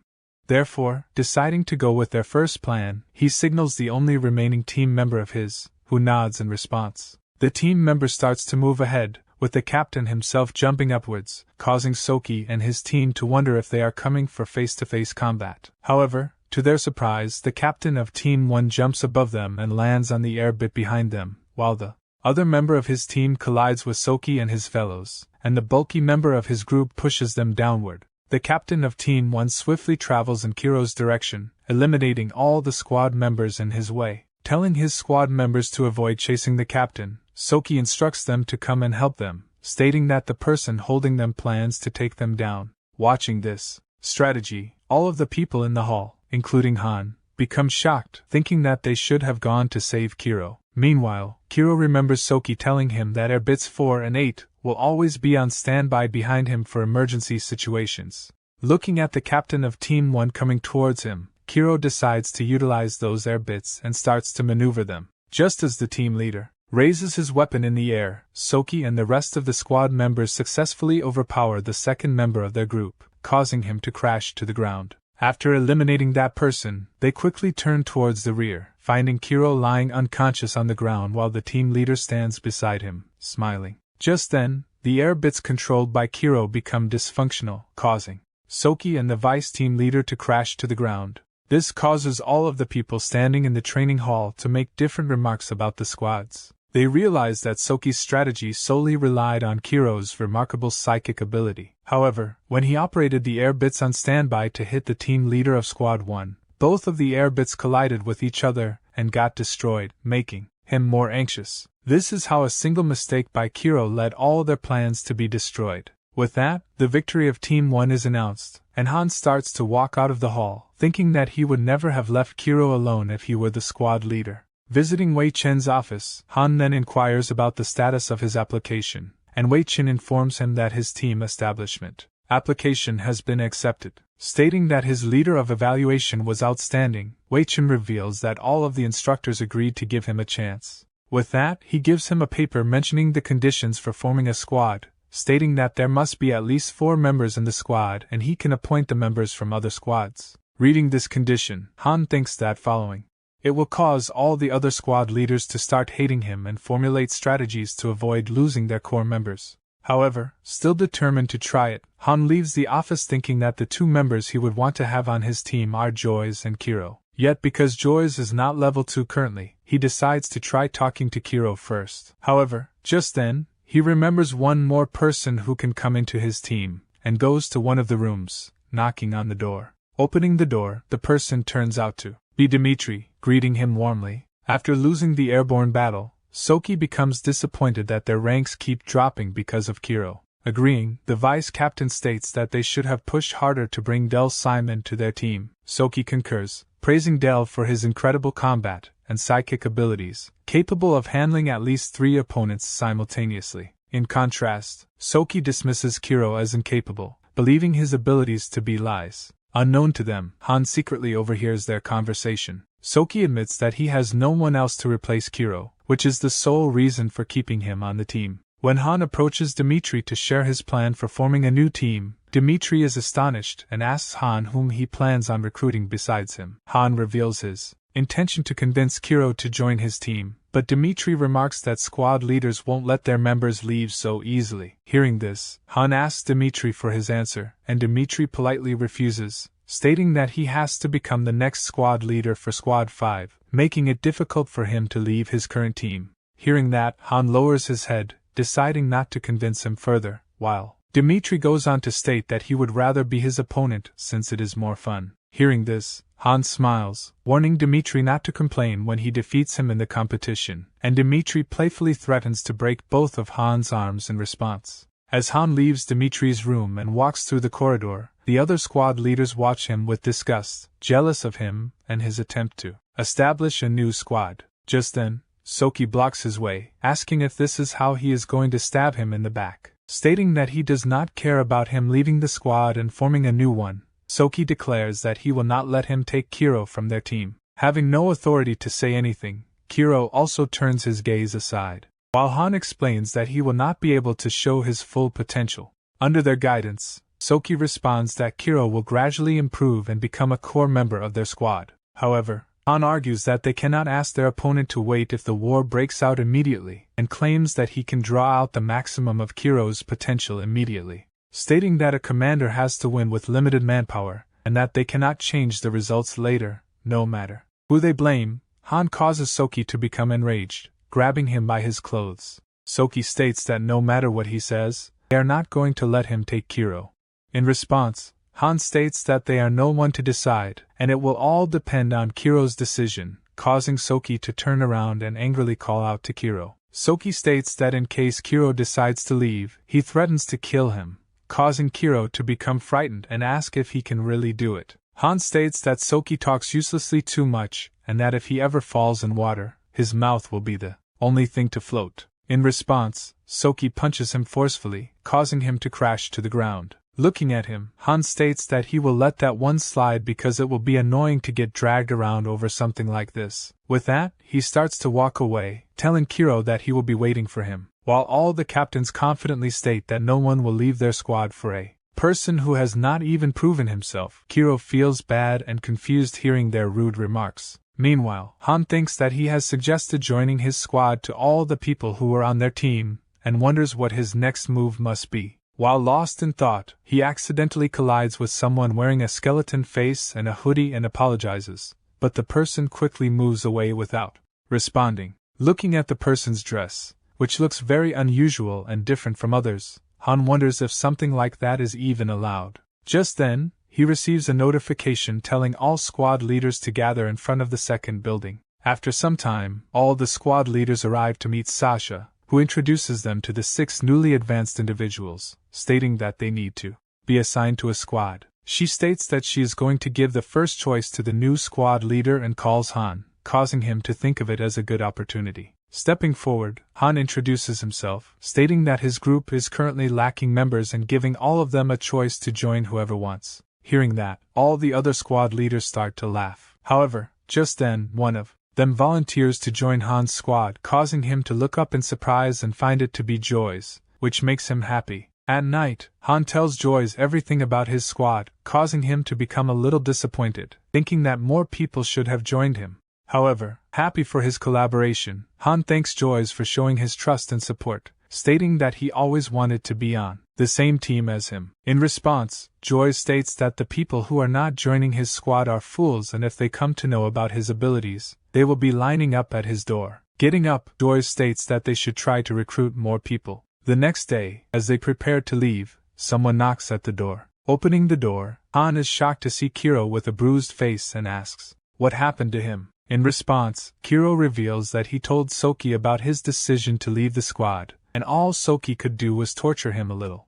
Astonished to hear that, Han remarks that Kiro has become quite confident, and has changed a lot. Joyce remarks that they formed the same team as they did on the deserted island, making them an unbeatable trio. Just then, someone walks into the room and asks if he can also become a part of the team, causing them to turn around. Stating that everyone is talking about Han, the person says that their squad seems to be the most fun. While surprised, Han stands still, staring at him. Putting his hand on Han's shoulder, Joy states that he knows the person since they were in the same class, and Han smiles, stating that he is the person their squad needs at the moment. Recognizing him as Knut Meyer, Han welcomes him into the squad. While Han shares his hopes to have a good experience, Knut asks if his joining has made their squad official. Agreeing, Han states that they are an eyesore to the other squads, and if they are not careful, they might be disbanded, which will not be good for them. In response, all of them assure him that they are ready to face whatever comes in their way. Looking at them, Han thinks that his shoulders feel heavy with responsibility, but also feels confident in his ability to do it. The next day, Han takes his squad members to meet the head instructor, who greets them warmly and introduces himself to them.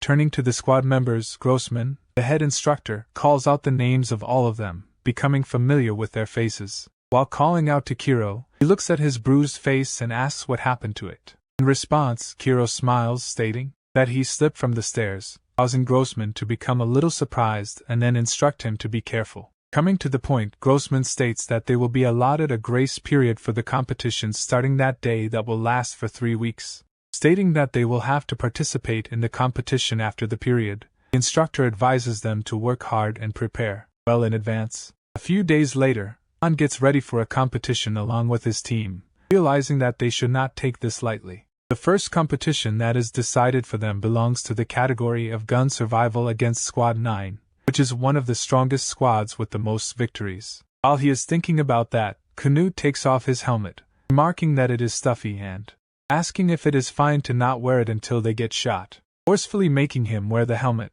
Han asks if he wants to die, and instructs him not to take it off, stating that he is not permitted to do that under any circumstances, causing Knut to become a little scared.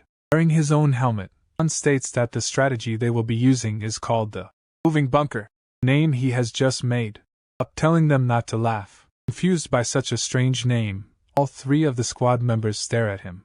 After a few moments, their competition begins, with the members of Squad 9 standing confidently, thinking of finishing the competition quickly. On the other hand, Han shows an equal level of confidence, stating that they will definitely win when the competition begins. While watching the competition from the training hall, all the other squads encourage Squad 9 to beat Han and his team in order to punish them for standing up against them. Standing among the crowd, Dmitri remarks that Han and his group have become quite popular, while Del thinks that there is no way they can win the gun survival game. Meanwhile, the members of Squad 9 start to proceed but are unable to find Han and his group, wondering if they are sticking to the starting point. Thinking that this is all they can do against a powerful squad like them, the members of Squad 9 decide to reach the place when Knut, who is hiding behind a tree, remarks that they are very fast. Turning to his wristwatch, Knut informs his team members that the opponents are within 200 meters of their range, and that he will be joining them shortly. Reading the message, Han is surprised, thinking that they have quickly started moving in their direction. In response, Joyce remarks that they are the type of people who will never allow them to rest, but shares his relief at finishing all their preparations. Han thinks that Knut should already be aware of their situation, and, instead of trying hard to get to them, he should stay back and keep hiding. However, in contrast to that, Knut leaves his place and reveals himself to the opponents, who strike a bullet at his leg, causing him to feel intense pain. Looking at them advancing towards him at a great speed, Knut starts shooting blindly, thinking that this will help strike at least one of them. However, all 9 members of Squad 9 quickly take their places behind trees, saving themselves from the bullet strikes. After firing some bullets, Knut crashes to the ground. Again, wondering where the opponents went, they suddenly open fire once again, causing him to quickly drift aside and hide behind the tree. Thinking of the original strategy to get back to his team, Canute realizes that he will only become a burden to them with his injured leg and considers it better to buy them some time. Watching Canute, members of Squad 9 wonder why he is the only one facing them, when one of them states that the battle is going to end with a direct encounter anyway. After thinking about something, the captain of the squad turns to his team members, stating that he is going to go inside and instructing them to give him cover. Meanwhile, Han, Joyce, and Kiro stand ready for battle, having fully recovered their lost stamina, and decide to start immediately. Han, expressing gratitude for Canute's strategic sacrifice, remarks that he must be injured, choosing to buy them time instead of regrouping. Joyce acknowledges that their energy recovery is due to Canute, recalling his earlier lack of stamina due to using telekinesis and fire to cut a tree. Asserting that it is time to prove themselves, Han commands his squad to advance, and they proceed while using a tree log as their shield. Observing this, everyone in the training hall is surprised by their strategy, with Dimitri and Del crediting Kiro for it. Meanwhile, Canute, still hidden behind the tree, opens fire again, wasting all his bullets. As he sits down to reload, the captain of Squad 9 reaches near him, remarking that he is indeed alone, while they were suspecting it to be a trap. Seeing one of Han's squad members defeated, Dimitri comments that it is still a good tactic, assuming the log's shield is their last defense. However, Del points out a weakness in the strategy, suggesting that Han must be aware of it. Meanwhile, Han and his group keep getting closer to Squad 9 members, who are unable to stop them. They realize that they selected their members based on shooting abilities,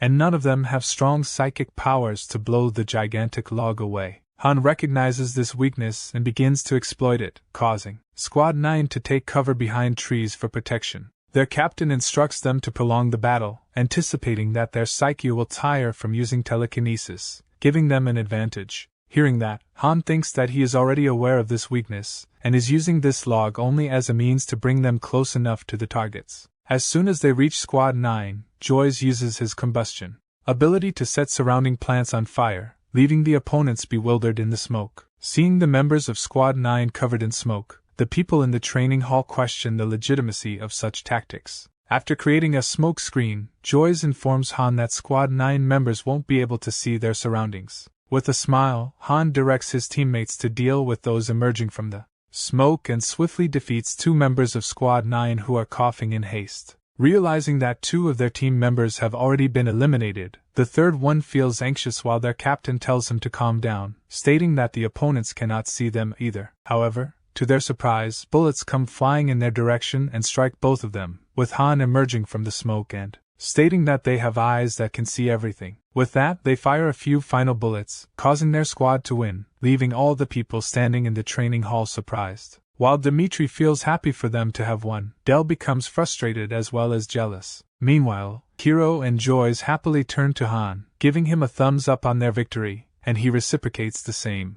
Watching Han on the screen from a distance, Grossman, the head instructor, becomes surprised to have figured out his true capability.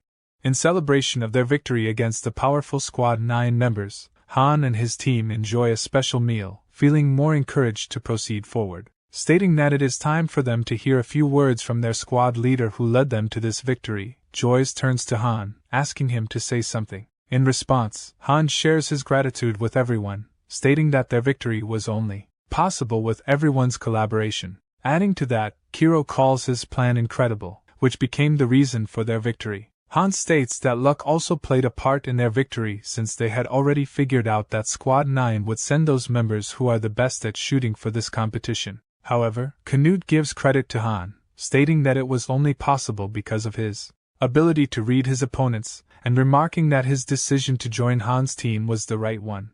Just then, he begins to feel an intense pain in his stomach, causing Joyce to tell him to go and rest. However, he assures them that he is fine and will never miss a feast like that, no matter what. Meanwhile, the head instructor sits in his office, watching the footage of the competition, while feeling surprised that Han's squad defeated Squad 9, whose victory was guaranteed. He's thinking that he must squash them before they become overconfident in their abilities. Grossman wonders who will be the best for this plan and considers Soki as an option. Considering that Soki's squad will try their best to defeat Han's squad, Grossman wonders what will happen if Squad 7 loses to them. However, dismissing that thought, he decides to make it impossible for them to lose. Meanwhile, Han lies on his bed, unable to sleep, and recalls the time when he could not sleep due to the fear of getting expelled, which he doesn't need to worry about anymore. Confident in the abilities of his squad members, he thinks that no matter how strong the opponent is, they must be able to beat them with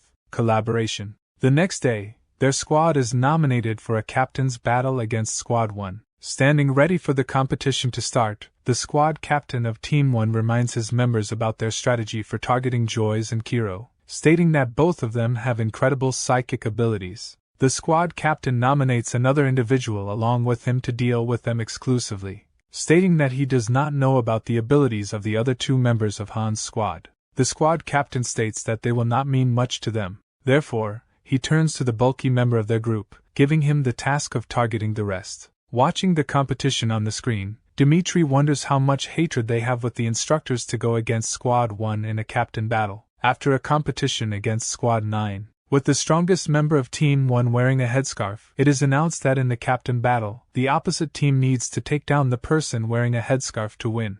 Considering the nomination of that bulky person to become the captain, all of the people standing in the training hall think their victory is guaranteed. Excited for the competition, Dmitri wonders how Han is going to deal with the situation, while Del tells him to keep quiet and watch. However, as soon as the squad members reach Han and his team, they are surprised to find Kiro as the captain. Thinking of it as being against their strategy, the members of Squad 1 become confused and are unable to find Han. Meanwhile, Kiro, who is increasingly feeling nervous and anxious, tries to calm himself down, and the other two members of their group assure him that they will protect him no matter what. Thinking that, they proceed quickly as planned while the captain of Squad 1 assures himself that the opponents will not be able to find the opening even if their members hide somewhere. Therefore, he commands his team members to charge forward, and they comply as they start proceeding forward at great speed. Han stands on a tree branch right above his team members, recalling that this is a competition in which they only have to take down the captain.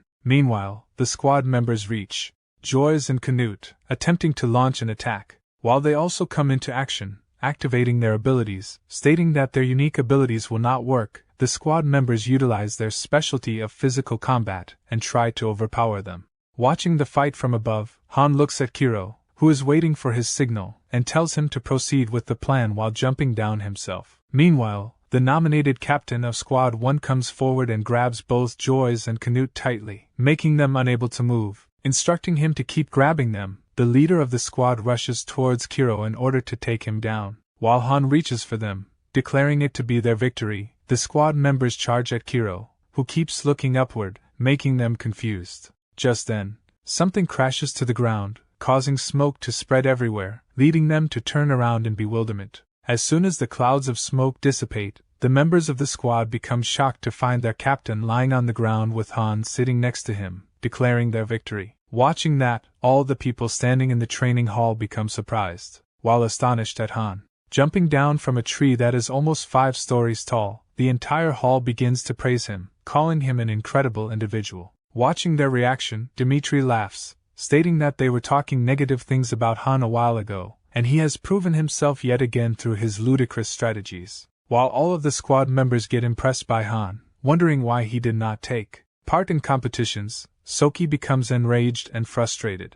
One day before their battle with Squad 1, Han and his team were practicing in the training hall, confident in their abilities and progress. Han noticed Kiro using telekinesis to control a living human, which he found incredible. In response, Kiro complimented Han for his courage in jumping from such a height. Han explained that telekinesis was a rare ability, which was why most psykers couldn't fly. He went on to discuss their strategy, instructing Kiro to control his descent speed to ensure their team's safety. Remembering this, Kiro kneels down, apologizing to Han for his broken arm, thinking that it happened because of him. In response, Han tells him not to apologize, stating that no one died and he surely did his best. Canute chimes in, reminding Kiro that his actions have successfully caused the captain of Squad 1 to fall. However, they feel glad that until Han's arm fully heals, they will not have any more scheduled battles. To their surprise, their wristwatches suddenly ring with a notification. They will be facing Squad 7 in an airborne battle in 2 days,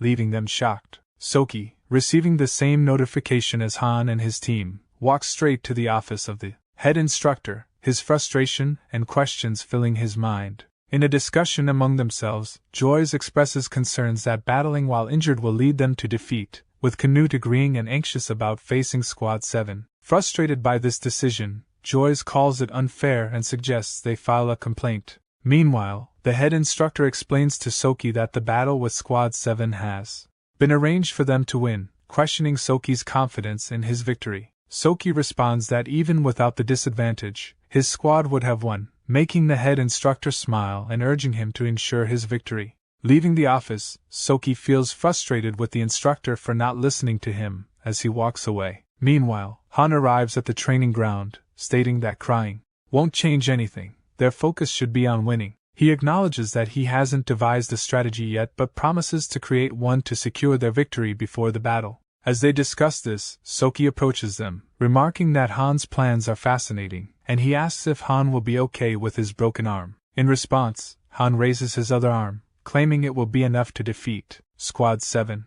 Soki reminds him of the difficulty of airborne battles and tells Han to keep it in mind. Han replies that he will prepare something unique for them and encourages Soki to do his best. Frustrated, Soki threatens to kill both Han and Kiro, but Han warns him against making empty threats. Frightened by Han's response, Soki angrily walks away, telling them to wait and see, while Han and his team remain unfazed. Acknowledging that Squad 7 won't be an easy opponent, Han instructs his team to head to the gym. Sometime later at the gym, all 4 of the team members practice operating their air bits, with Han unable to do that despite continuously trying, which makes him frustrated. Looking at Joyce, Han thinks that it is not going to be easy for him either, considering that he will have to use his combustion ability alongside telekinesis. Thinking that the only option left for them is to solely depend on Kiro like Squad 7, Han considers the heavy psychological pressure it will put on him, which he does not want to do. Considering the power of the members of Squad 7 and their strength and teamwork under the supervision of Soki, Han thinks that it will not be easy to defeat them in a head-on battle. Just then, Joyce calls out to him, stating that there is a problem and reveals that since there is nothing combustible in the air, his ability will not pose much threat to the opponent. In addition to that, he states that because everyone will be flying in the air quickly, it would be very difficult for him to target someone, causing Han to become silent. Watching them practice from a distance, the vice team leader of Squad 7 turns to Soki, stating that the skill level of their opponent shows that they do not need to worry about the battle. While Han tries to find a way for them to win, Soki thinks of a reason for them to lose, but both of them find none. 2 days later, all of the students gather in the hall again, surprised to find that Han and his group have another battle despite him being injured. Looking at the schedule in the opponent team, Dmitri realizes that Han's team is intentionally set up to lose. Remarking that Grossman is an awful person while Dell remains silent, Dell justifies the battle by explaining that Grossman aims to maintain a balance in winning probability for all squads, determining battles and opponents based on his analysis. Concerned about facing Squad 7, Dell wonders what strategy Han will employ this time. Facing Han and his team in the battling compartment, Soki vows to destroy them completely, showing them the consequences of being traitors. Meanwhile, Han turns to Joyce, inquiring about his condition, and Joyce assures him that he is more than ready to use his abilities and burn down everything, telling Han not to worry. In response, Han tells him to take good care of them, stating that he is the core of their battling strategy. Just then, the announcement to begin the battle is made, and both teams are instructed to launch their air bits. As they observe the number of air bits launched by Han's team, the entire hall falls into shocked silence. Meanwhile, Soki stares at the 16 air bits floating in the air, considering it impossible. He knows that an average person can control 2 air bits, and a skilled individual can manage up to 4, making this display utterly bewildering. Watching their expressions, Han smiles, remarking that he certainly looks very confused and asking to allow him to clear up his mind in a moment. Gazing at the 16 air bits suspended in the air, Squad 7 members become astonished, wondering if it's even possible. Soki, in the meantime, instructs them not to be swayed by the sight. He urges them to proceed according to the plan, emphasizing that they will calmly dismantle their opponents one by one. Meanwhile, Joyce and Canute jump onto the air bits and advance forward. As Han charges his hand, With telekinesis, he reflects on how he never stopped honing his telekinetic abilities, even during training. Despite his telekinesis being below average, Han believes he has acquired the skill to focus his powers where he desires. Gripping one of the air bits, he contemplates how he could use his ability for more than mere object control, possibly sending them flying even faster. Acting on this thought, he sends one air bit hurtling towards Soki, who reacts by evading it skillfully. At the same time, Joyce activates his combustion ability, recalling Han's strategy of using something combustible in the air. He directs his ignition powers at the air bit sent by Han, causing it to explode amid Soki's team, leaving them all stunned. Wondering if they just witnessed an air bit explosion, onlookers in the training hall comment on the expense but express excitement, urging Han's team to explode them all. Meanwhile, Han continues sending air bits towards Soki's group, while Joyce keeps directing his ignition powers, causing continuous blasts, which result in 2 Squad 7 members falling down. Recognizing the risk of exploding all their air bits, Soki urges the Vice Team leader to block the attacks, while the Vice leader argues that getting closer might expose them to the explosions. Just then, the head instructors come running into the training hall, commanding them to stop the competition right away and calling Han to his office. The head instructor keeps silently staring at him, causing him to wonder if that was what he called him for. After some time, the instructor speaks up, asking if he is aware of the cost of one air bit. In response, Han states that he is aware of how expensive they are, causing the instructor to remark that if he were not a member of ARC, it would have taken a lifetime for him to pay that amount. Hearing that, Han asks if he was not called to inquire about his strategy. In response, the instructor states that it was not against the rules, but he should have realized that it was going to be highly controversial, stating that he is against such a strategy. The instructor tells him to inform him in advance if he ever plans on using such a strategy again in the future. Complying, Han states that he wants to ask one thing, which the instructor allows, stating that if they were battling dragons, Han asks if it would not be considered controversial, or if he would ask about the cost of the air bits, emphasizing that they need to win no matter what. Han calls it the main point of their training. Grossman starts laughing, stating that he is speechless, and that Han reminds him of someone he knows, remarking that it is a good attitude to have. Grossman states that he looks forward to his future competitions. With that, the head instructor dismisses Han, who leaves the office only to find Soki standing at the door. Soki recalls Han's strategy of exploding air bits, and then falling with him, asserting that even after winning, they won't impress anyone. Stating that it will be decided at a later time, Han asks if Soki was waiting outside just to say that, to which Soki becomes frustrated and denies it, claiming he was just passing by. As Han starts to walk away, Soki vows to trample on him and his team, urging them not to lose to anyone else until then. Sometime later, Han returns to his room where his team members await him at the dinner. As he gets inside, Kiro remarks that the battle was a victory for them, while Joyce shares his worry that their strategy might have gone against the rules. With a serious expression, Joyce starts to look at his wristwatch, causing Kiro to ask if everything is all right.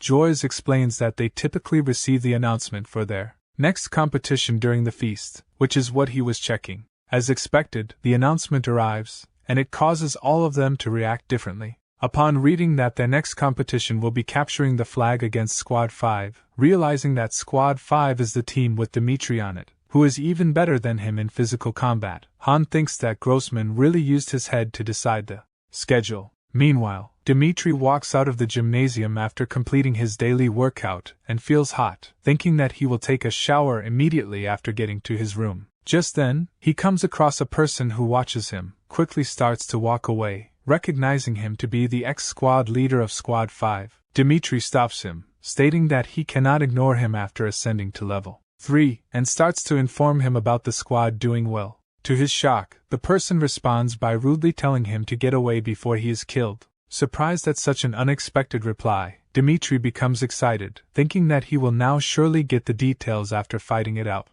Badly injured and exhausted from the battle, Han looks at the person approaching him from the front during the flag-obtaining competition, wondering who he is. Han realizes that the person wearing a skeleton mask and holding 2 swords is incredibly strong. When the person suddenly vanishes in front of him, suddenly appearing right next to him, the person hits Han with his sword, causing intense pain and making Han crash to the ground. 6 days ago, the head instructor called Han to his office and told him something that left him shocked. The instructor, stating that he couldn't reveal the details at that moment, informed Han that Dmitri had suddenly been injured and wouldn't be able to participate in the upcoming competition. However, he also mentioned that the competition would proceed as scheduled, leading Han to believe that Squad 5 without Dmitri would be like a headless chicken, giving them a free win. Setting that matter aside, the instructor showed Han certain documents, explaining the reason for summoning him. Han, taking the documents, asked about their contents, and the instructor revealed that they were all applications for squad transfer requests to his squad. The instructor explained that he had become famous for fairly utilizing his squad members, something Han had expected. Looking at the applications, he noticed that most of them were from people who had recently advanced to level 2 and wanted to become prominent. The instructor advised Han to take some time to consider this carefully, but Han readily accepted all of them into his squad, stating that he wasn't in a position to be selective. Sometime later, all 4 of the new squad members came to Han for an introduction, and he warmly welcomed them. Han informed them that they would begin preparing for the competition the next day, asking them to observe their specialty skills and choose roles accordingly, and inquired if anyone had objections. At that moment, one of them spoke to him in Korean, prompting Han to ask if there was a problem. In response, Jong Jijo, the individual, tried to take advantage of their shared nationality, requesting that Han take good care of him. In response, Han simply stated that their nationality didn't guarantee special treatment, and that they needed to prove themselves with their skills, making him feel embarrassed. He then instructed them to leave, leaving Jijo feeling annoyed and walking away in frustration, muttering something in Korean that left his companions confused. An hour before the actual incident, the flag-obtaining competition began with the downlight closing, plunging everything into darkness and confusing Han's team members. Han reassured them, reminding them that their opponents were in the same environment, and they only needed to wait for their eyes to adjust to the darkness. He explained their strategy, assigning Canute and his team to the actual action and Joyce and his team to back up. Meanwhile, Han, Kiro, and Jijo were supposed to attack from the side. Despite Squad 5's perceived weakness without Dmitri, Han advised his team members not to let their guard down. 10 minutes earlier, the leading team made their entrance, followed by the backup team. Han and his group members, within 5 minutes, collectively eliminated all members of Squad 5. However, one of the group members pointed at a person sitting by the flag, suggesting that he is the sole remaining member who had quietly observed his team members getting defeated. Suddenly, the person got up and approached them, swiftly eliminating all of Han's team members, leaving Han shocked. Just then, Kiro pushed Han to the ground, warning him to be cautious, and took the hit directed at Han himself. Realizing that the person had teleportation abilities, Han watched as he moved swiftly. Thinking that there was no time to be surprised, he quickly took action, swinging his sword and causing the person to drift backward. Jijo, the only remaining member of his group, attempted to approach, but the person executed a backflip in the air and kicked Jijo with such force that he crashed to the ground. As the entire squad was eliminated, the people in the training hall wondered who was behind the skeleton mask, noting that he seemed to be a person known as Silence. Hearing the name Silence, the entire hall was surprised, realizing that he was indeed the same person. Dell recalled that Silence was the individual whose central nervous system had been damaged during training, rendering him unable to speak but granting him extraordinary strength. While everyone shared their thoughts about this mysterious person, Han retrieved his weapon from the ground, causing Silence to turn around. Han, unaware of Silence's identity, declared that he had no intention of losing, addressing him as Skeleton Mask. With that, he charged his hand with overwhelming energy and tightened his grip on his weapon. Observing this, the opponent also charged his entire body with overwhelming energy, preparing for the battle. Realizing that the person fighting against Han is a level 3 individual, which is on an entirely different level, Dell becomes surprised. He thinks that there is no possible way of winning against such a powerful individual, and wonders what Han is going to do, thinking that being unable to block the next attack by that person will cause them to lose. Han vows not to give up that easily. Therefore, before starting the battle, he decides to analyze the situation by remembering how he eliminated the rest of the group members. Considering the winning condition to be capturing the flag instead of taking down the individual, Han thinks that interrupting the person momentarily can lead him to victory. While the person becomes ready to run, Han concludes that he can interrupt the person while he is using his ability. With that, the person teleports once again and travels swiftly, and Han, in the same direction, appears right above him, leaning down to block the attack launched by the person. Han quickly gets up, making the person confused and attempting to launch a forceful punch. However, to his surprise, the person dodges the attack and launches a forceful kick, causing Han to crash to the ground. Putting his foot on Han's body, the person is about to strike him with a sword when Han suddenly smiles and looks at the stick floating in the air, which comes toward the person at great speed. Before the person can turn around to see it, the stick comes down swiftly and strikes the person, causing him to momentarily lose consciousness. After 3 seconds, when the person regains consciousness, he finds Han having already obtained the flag. Han remarks that this time was enough for him to win the competition. Turning to the person, Han smiles, declaring it to be their victory, which causes the entire training hall to shout out in surprise, while leaving Del frustrated. The next morning, Kiro sits outside the dorm, giving food to a cat while remembering that there used to be a similar cat outside the orphanage. He recalls that because he had no friends and was considered an outcast, he used to spend time with the cat. However, he states that it is different now since he is not an outcast and has a lot of friends. When Jijo comes from behind, thinking Kiro is insane, he calls him out, asking what he is doing. Feeling a little embarrassed to see Jijo, Kiro asks why he is standing there. Jijo states that he thought they should discuss something on their off day. Confused, Kiro gets up, asking what he wants to discuss, and Jijo explains that their squad currently does not have a vice leader, and he wants to volunteer for that and requires his support. Just then, the cat that was eating the food comes near Jijo, causing him to kick it away, leaving Kiro shocked. While Jijo tries to continue the conversation, Kiro, who is enraged by his act of kicking the cat, activates his powers, causing everything around them to shake badly. Looking at the dustbin behind them shaking badly, rising in the air, and then constricting like a paper ball, Jijo becomes scared while Kiro warns him never to do anything like that again. Frightened by his anger, Jijo agrees never to do anything like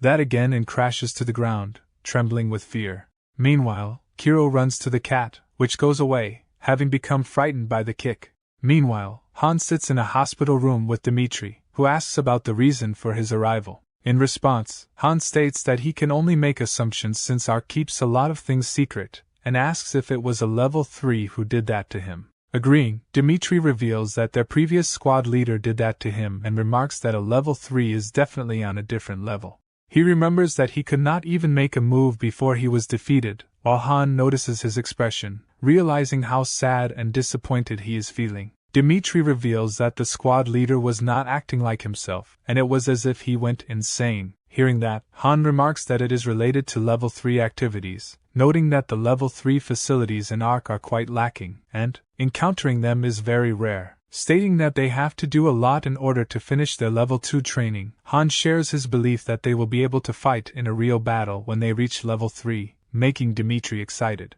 Meanwhile, a person wearing a special armor suit comes out of a secret compartment, finding the same cat that was kicked by Jijo. Running behind the cat, Kiro also comes to the place. Happy to have found it, Kiro lifts it up, asking if it got hurt anywhere because of the kick and promising to give it more snacks. Just then, he turns around, shocked to see the person standing in front of him, asking who he is. Hearing the person's voice, Kiro becomes a little confused. When the person removes his mask, revealing himself to be their level 1 instructor, John, Kiro becomes equally surprised to see him. Stating that this is the Ark Development Center, John asks if he got lost, remarking that he has come too far. John takes a drink and gives it to Kiro, telling him to have it and wait until a car comes to take him back to his dorm, making him surprised by the special treatment. Confused at something, Kiro asks if he is not angry at him, causing John to ask if he was expecting him to be angry for coming there. John reveals that the armor he was wearing is a second-generation psycho frame that will be revealed soon,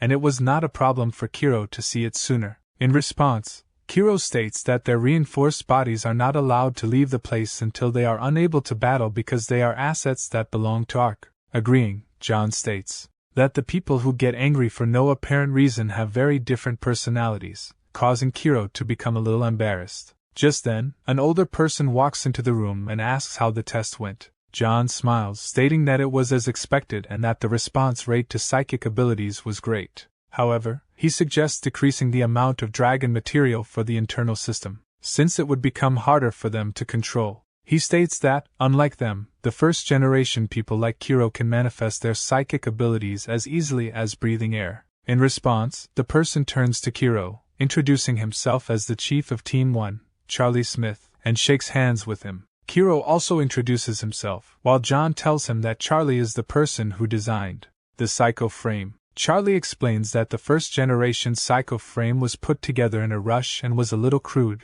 but the one made for the second generation is much better.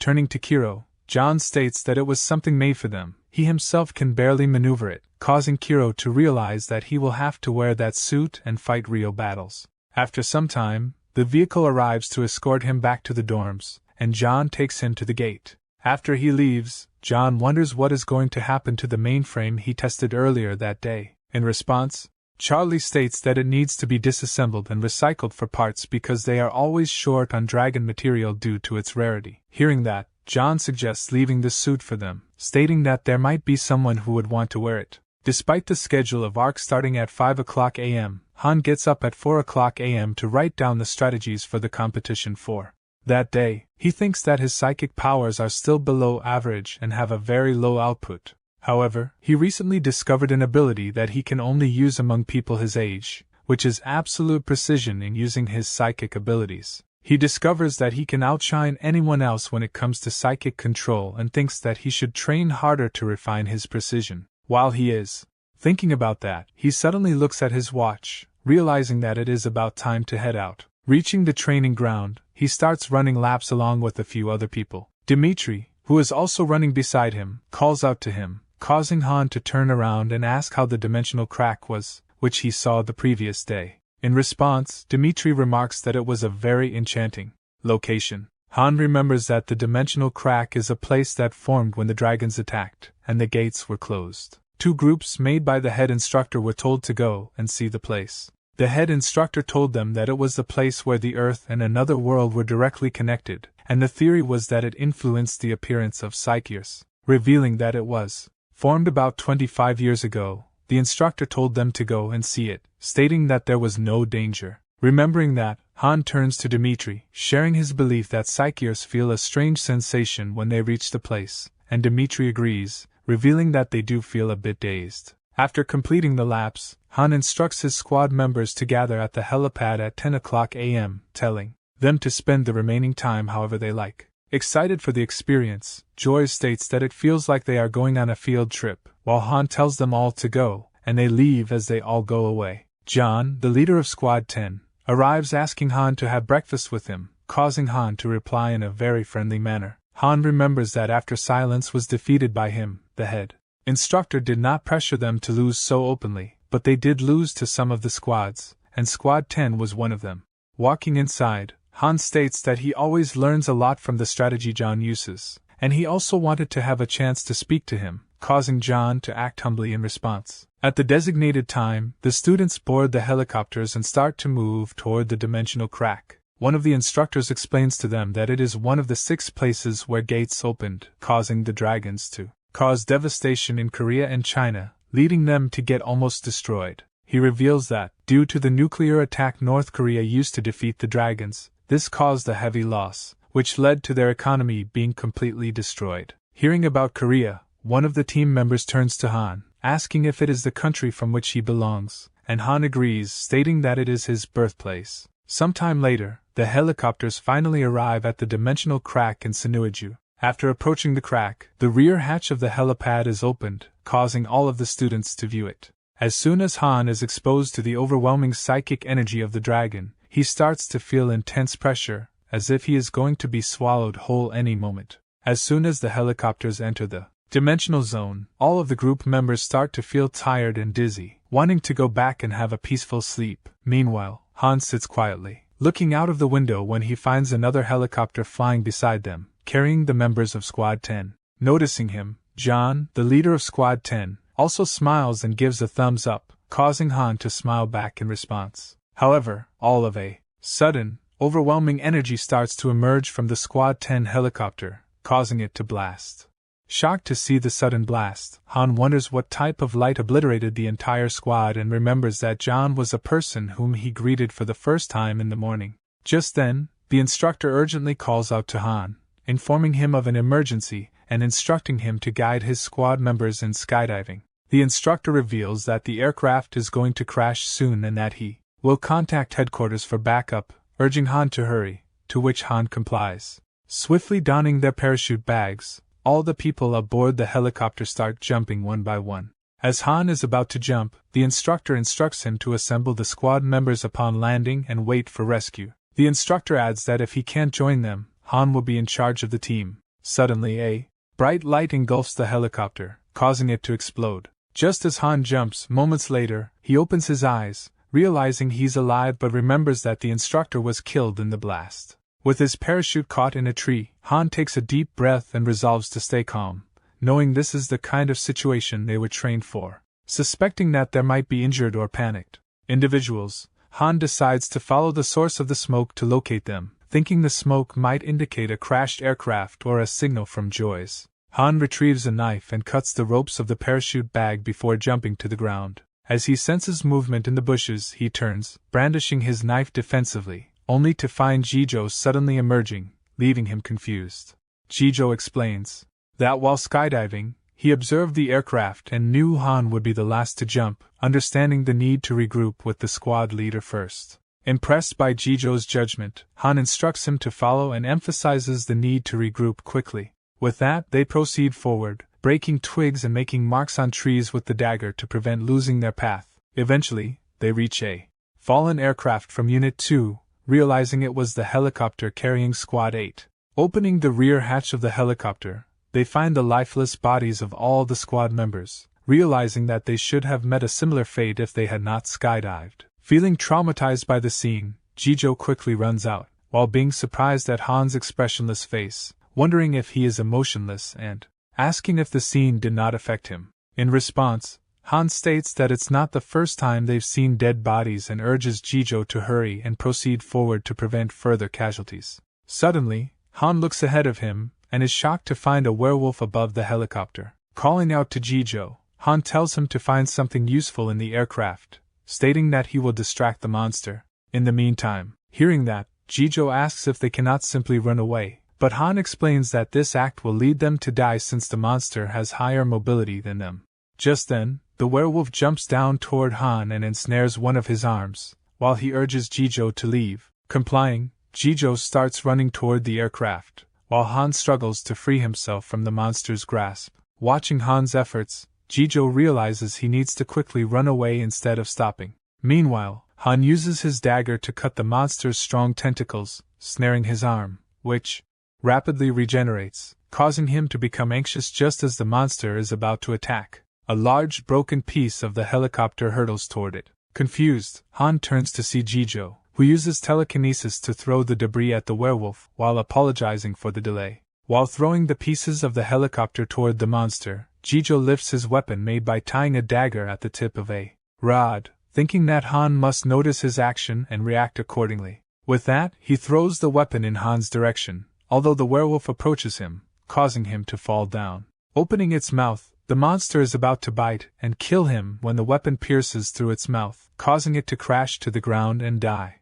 Han stands behind him, badly exhausted. As the monster crashes to the ground, Han starts to take deep breaths, relieved to have finally killed it. Stuck under the dead body of the monster, Jijo confirms if it is lifeless, and Han agrees, commending him for his effort and helping him get up. Helping him move forward, Han tells him that the rescue team from Ark will reach the forest soon, telling him to endure it for a little longer. Meanwhile, the other members of his squad gather at one place and light the fire, expecting Han to see the smoke and come to them. They express their great faith in Han, confident that they can face any situation as long as he is with them since his strategies are the best.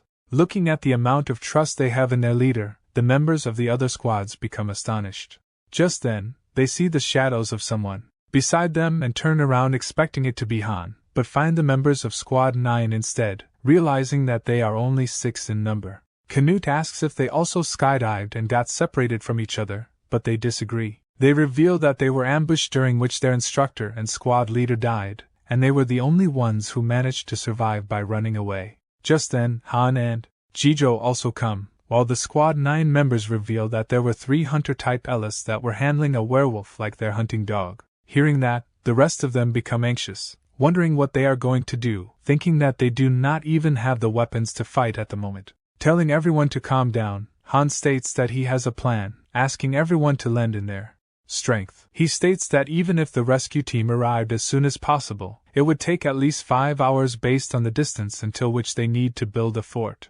2 hours later, all the preparations are completed by building a fort using tree logs with fire burning on all its corners, which makes them wonder if it would not put them in danger. Thinking that all that is left is to wait, Canute turns to Han, asking what will happen if the rescue team arrives and gets hit by the same light, thinking that they might not know about the situation. Stating that they can think about it after they survive, he instructs him to focus on carrying out the plan for then. Hearing that, Canute wonders if the real battles are this bleak, realizing that the competitions they have gone through so far feel like child's play in this situation. Just then they hear a strange sound, which makes them all attentive, and Han calls out to Kiro, who activates his ability to form a protective shield above them. Realizing that Kiro possesses such an incredible ability, the other squad members wonder when he got it. Just then, Han calls out to them, telling them about a werewolf approaching from their side, commanding the group of people holding the spears to proceed forward. Han rushes to the monster, heading the group himself. After getting their position, Han instructs the squad members to use their psychic abilities to toss their spears as if they were pushing them. Complying, all of them throw the spears in the werewolf's direction, causing it to get struck and lose some of its power. Taking advantage of the situation, Han climbs up on its body and strikes it with a spear, while Canute does the same from the other side. However, the werewolf quickly retaliates, hitting Canute with one of its tentacles, causing him to crash at a distance, leaving Han shocked. Telling them not to worry about him, Canute urges them to focus on the approaching monster who, after getting struck, grows furious. However, before it can attack them, the team members launch more spears in its direction that hit it, causing it to experience intense pain. After successfully killing the monster, Han turns to Kiro, asking where the next one is, and he informs them that there are 2 more approaching them from the opposite side. Hearing that, Han quickly calls out to Joyce, telling him to light the barricade, and he complies, causing the monsters to stop. Having bought a little time, Han instructs the ones holding the spears to target the monster that is approaching. First, they follow, hitting it with multiple spears, causing it to fall in flames. With that, only one monster remains for them to kill. They hurl their spears toward the monster, but it shields itself with its back, causing them to wonder if it's going to wait until they are out of spears. Telling Jijo to follow him, Han rushes toward the monster and pierces his spear into its foot. Feeling intense pain due to the attack, the monster opens its mouth, letting out a scream when Jijo pierces his spear into its mouth.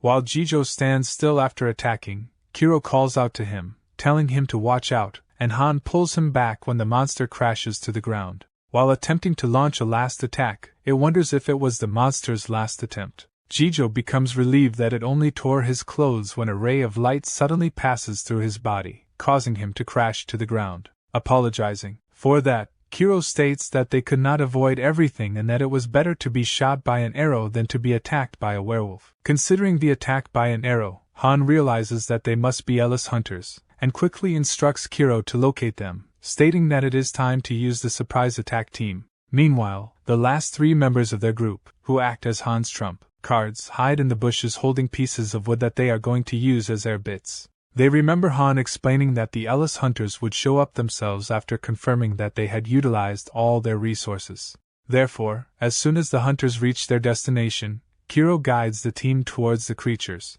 and before the creatures can detect their presence, the team assassinates them all. After doing that, Kiro becomes extremely exhausted, stating that he does not have any more strength left, and crashes to the ground. Considering that they have used every strategy they could use, Han looks at the condition of his team members and thinks that they must leave the place before more opponents appear. However, just then he hears a loud voice and turns around in shock, finding countless werewolves approaching them. Looking at the werewolves approaching from all directions, Han and his group members stand with their backs turned towards each other. Thinking that the monsters are trying to surround them, Han realizes that they must have a leader somewhere and starts to look around. A few moments later, he is shocked to find a white fang emerging from the pack, recalling it to be a more intellectual one. Following its emergence, Han's body starts getting bound with the feeling of despair. Looking at the approaching wolves, he wonders what to do when he suddenly sees lights shining up in the sky, giving him hope of survival. He frees himself from the feeling of despair and turns to his team members, telling them to retrieve their spears, thinking that they only need to last a little longer. Kiro gathers his strength and activates his ability once again, while the rest of them start to fight against the monsters. A few moments later, a helicopter finally lands above the white fang, killing it and causing a strong wind to blow, making all of them cover their eyes. Just then, the lid of the helicopter opens, and a person steps down, revealing himself to be John Red, who states that it's a miracle that they survived this long. The next day, while watching his burned hand, Joyce remarks that it was certainly a miracle, and Canute agrees, stating that half of the troops died in the incident and they managed to survive. Remembering the psycho frame worn by the instructors, Joyce remarks that it's incredible, and Canute agrees, stating that the monsters were difficult to kill and were easily sliced with it. However, he notes that everyone was cheering and shouting happily to have survived, yet amidst all that ruckus, Han stood quietly engrossed in thought with an expressionless face. Meanwhile, Han sits in his room, remembering that after returning from such an incident, the minor grudges between squads lost their value, uniting them all. He remembers that Soki came to him, saying that he used to hate him so much, but now he is relieved to see him alive. Soki stated that he has realized that he was never ready to kill anyone or watch anyone being killed and that they are not enemies. Their real enemies are the monsters. While lost in thought, someone knocks at the door and then breaks the door with a bare fist, displaying a message on his wristwatch telling Han to come for a meeting. While following the person through the corridor, Han thinks that he managed to temporarily patch up the door of his room, but the strength of the person is astonishing. Thinking that, he calls out to Silence, asking who called him for a meeting. In response, Silence begins to type something on his wristwatch, and then shows Han the text, revealing that he was called by John Red and telling him to stop bothering him. Confused by the response, he wonders if Silence does not like him after their last competition. Sometime later, they enter the meeting room. Finding John sitting with Del, Han is surprised by his presence. John instructs him to take his seat, stating that the meeting is going to take some time. Remembering the meeting between the heads in which the death of a quarter of the level 2 was discussed during the incident, Alexander, the person presiding over the meeting, stated that they must question the commander in charge and reveal the truth behind this unprecedented damage to their assets. He remarked that it was the final decision of the Supreme Council, and all the responsibility was put on Grossman's shoulders. Moving to the actual topic, they discussed the incident, stating that from the footage of the helicopter cameras, they have concluded that the attacks were launched by the LS Mage. Hearing that, the instructors became surprised, remarking that it's the first time after the war that the LS Mages have shown up themselves. Considering that those creatures possess the ability to open up all the gates, they realized that the prophecy of the war might come true before the expected time. Therefore, it was suggested that they needed to awaken the Oracle. Remembering that, John states that they will have to form a team, for which the only left code letter is W, telling them to make a choice between white and whiskey. Han wonders if he will have to make up a team with these individuals. While he is thinking about that, Silence types the word white on his wristwatch and shows it, following which Del and Han also choose white. Hearing that, John names their squad whiskey, making them confused. He states that he will fill them in on their objectives, remembering that when Alexander remarked that it was better to awaken the Oracle at some later time when they desperately needed it, he agreed, asking for some time to be able to form a team. He suggested that they capture the Ellis and torture them, which is the easiest method to gather any intelligence about the enemy. Remembering this plan, John informs Han, Silence, and Del about it, stating that they are going to capture the Ellis Mages in Shinoigu. After the meeting, Han and Del are directed to Octo, who welcomes them and tells them to choose their standard dragon weapon while making sure to return them after using them.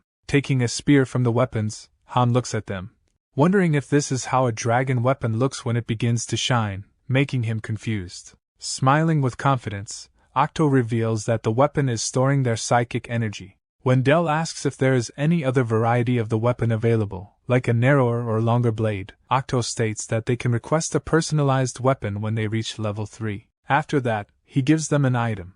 resembling a ball, which begins to shine brightly in their hands, causing Han to ask if it is an air bit. Octo reveals that it is the smallest and lightest version of an air bit, which only has the option of personal maneuvering. Having gotten all of the necessary equipment, Han and all the other members of the team move towards the helicopter in order to begin the mission. Sometime later they land at some distance from the dimensional crack and decide to walk to the operational area in order to avoid being bombarded.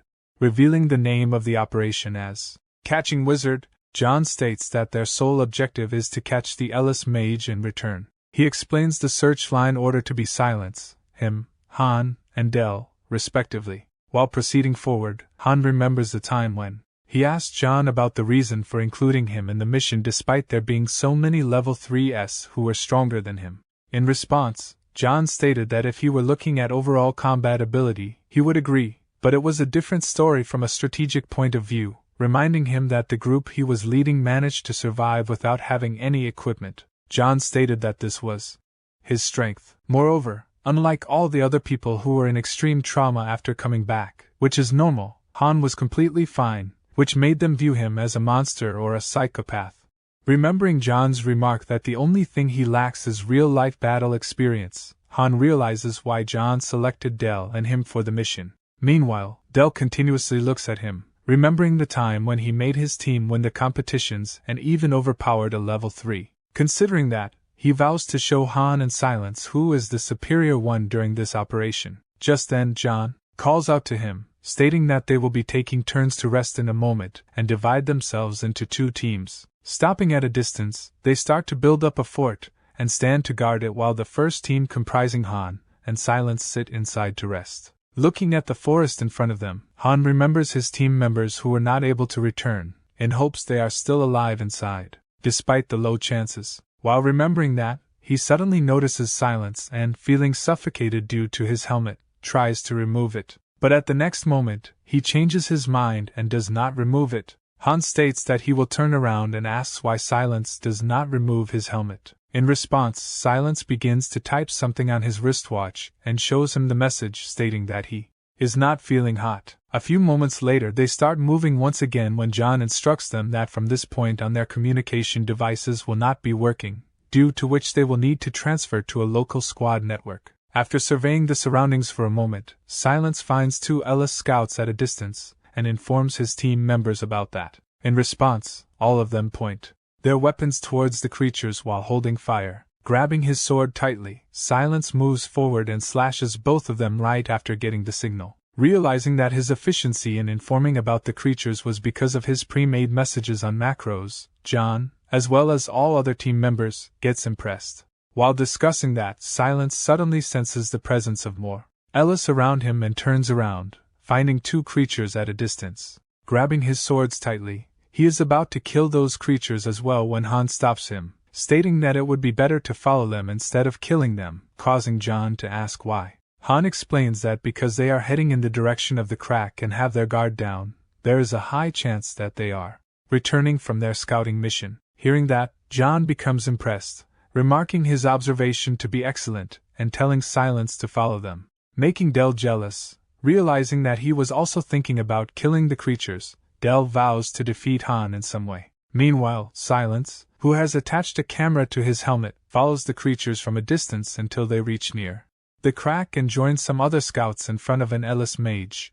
Looking at the gem at the end of the staff held by the mage, John reveals that it is a psychic crystal, which they must have studied about in their first year. Hearing that, both Han and Del realize that this is the type of crystal that allows one to store a massive amount of psychic energy, and is the object they use to shoot down the aircraft. Judging from its brightness, John states that the crystal must be able to fire at least once more. Considering that their current opponents comprise 1 Ellis mage and 6 Ellis warriors, they think of themselves as lucky since there aren't any werewolves. Instructing all of the members to regroup with Silence, John announces the beginning of their mission of Catching Wizard, stating that the Ellis mages possess the ability of teleportation. John emphasizes the need to catch it before it can notice them and gives the responsibility to Silence. Meanwhile, the other members of the group, including himself, are supposed to eliminate the Ellis warriors with no room for mistakes. Determined to succeed in the mission, Han grabs his weapon tightly while trying to see what is lying in front of the altar.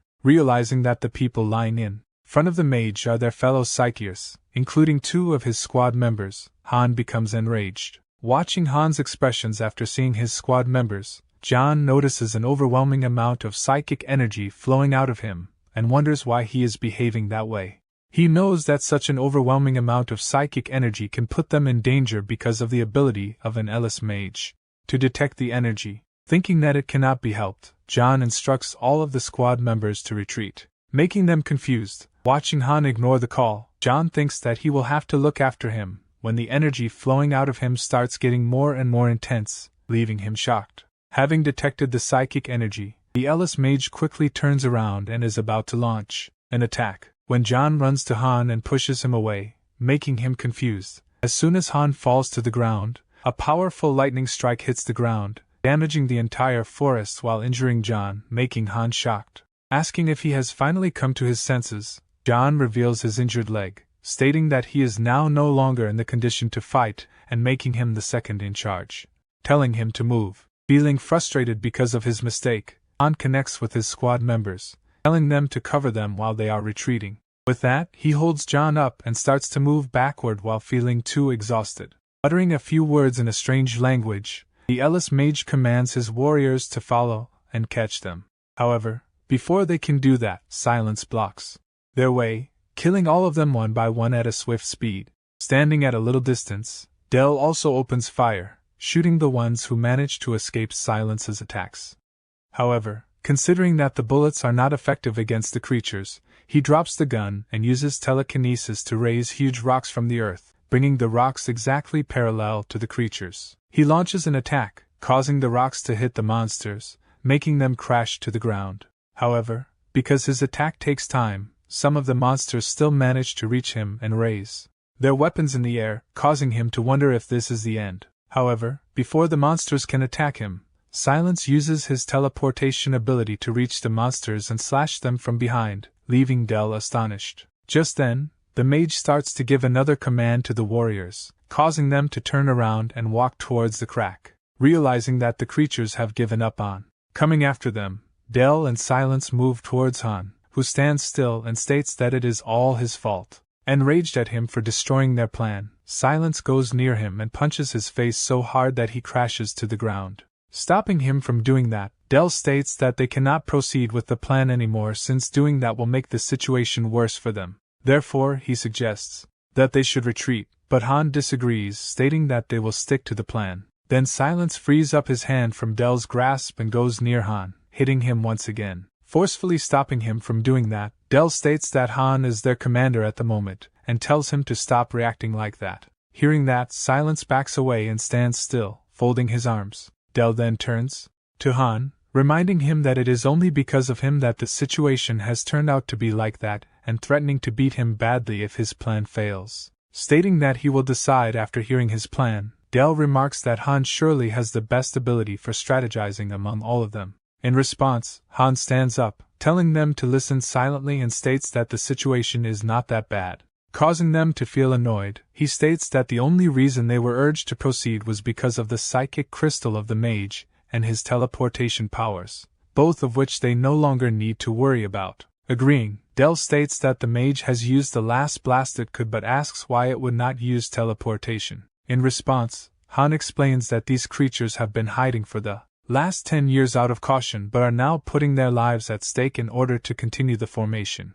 Considering that they tried their best to eliminate them, and the warriors returned instead of following them, Han states that there is something special that is stopping them from leaving the place. Hearing that, both Del and Silence stay quiet and look at each other for a while and then agree, asking him to tell his plan. Holding his air bit, Han states that he is going to capture the Ellis mage by ambushing them from across the dimensional crack.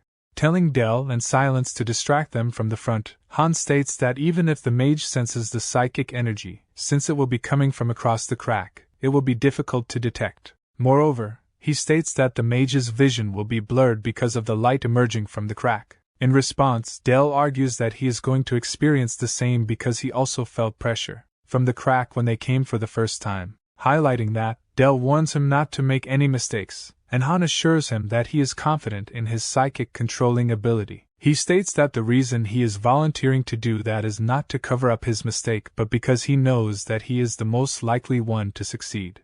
In this passage, Dell reflects on Han's leadership during a critical moment. Despite Han's initial frustration at seeing his peers killed by the Ellis mage, he manages to compose himself and devise a new plan.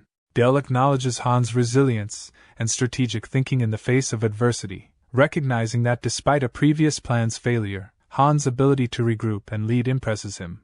Dell concludes that Han's determination and capability are why Squad 13 trusts and follows his leadership without question. In this scene, Han stands before the dimensional tear, feeling confident that everything is in place for him to seize his opportunity. He prepares by discarding unnecessary heavy equipment and readies miniature airbits, small devices crucial for his plan.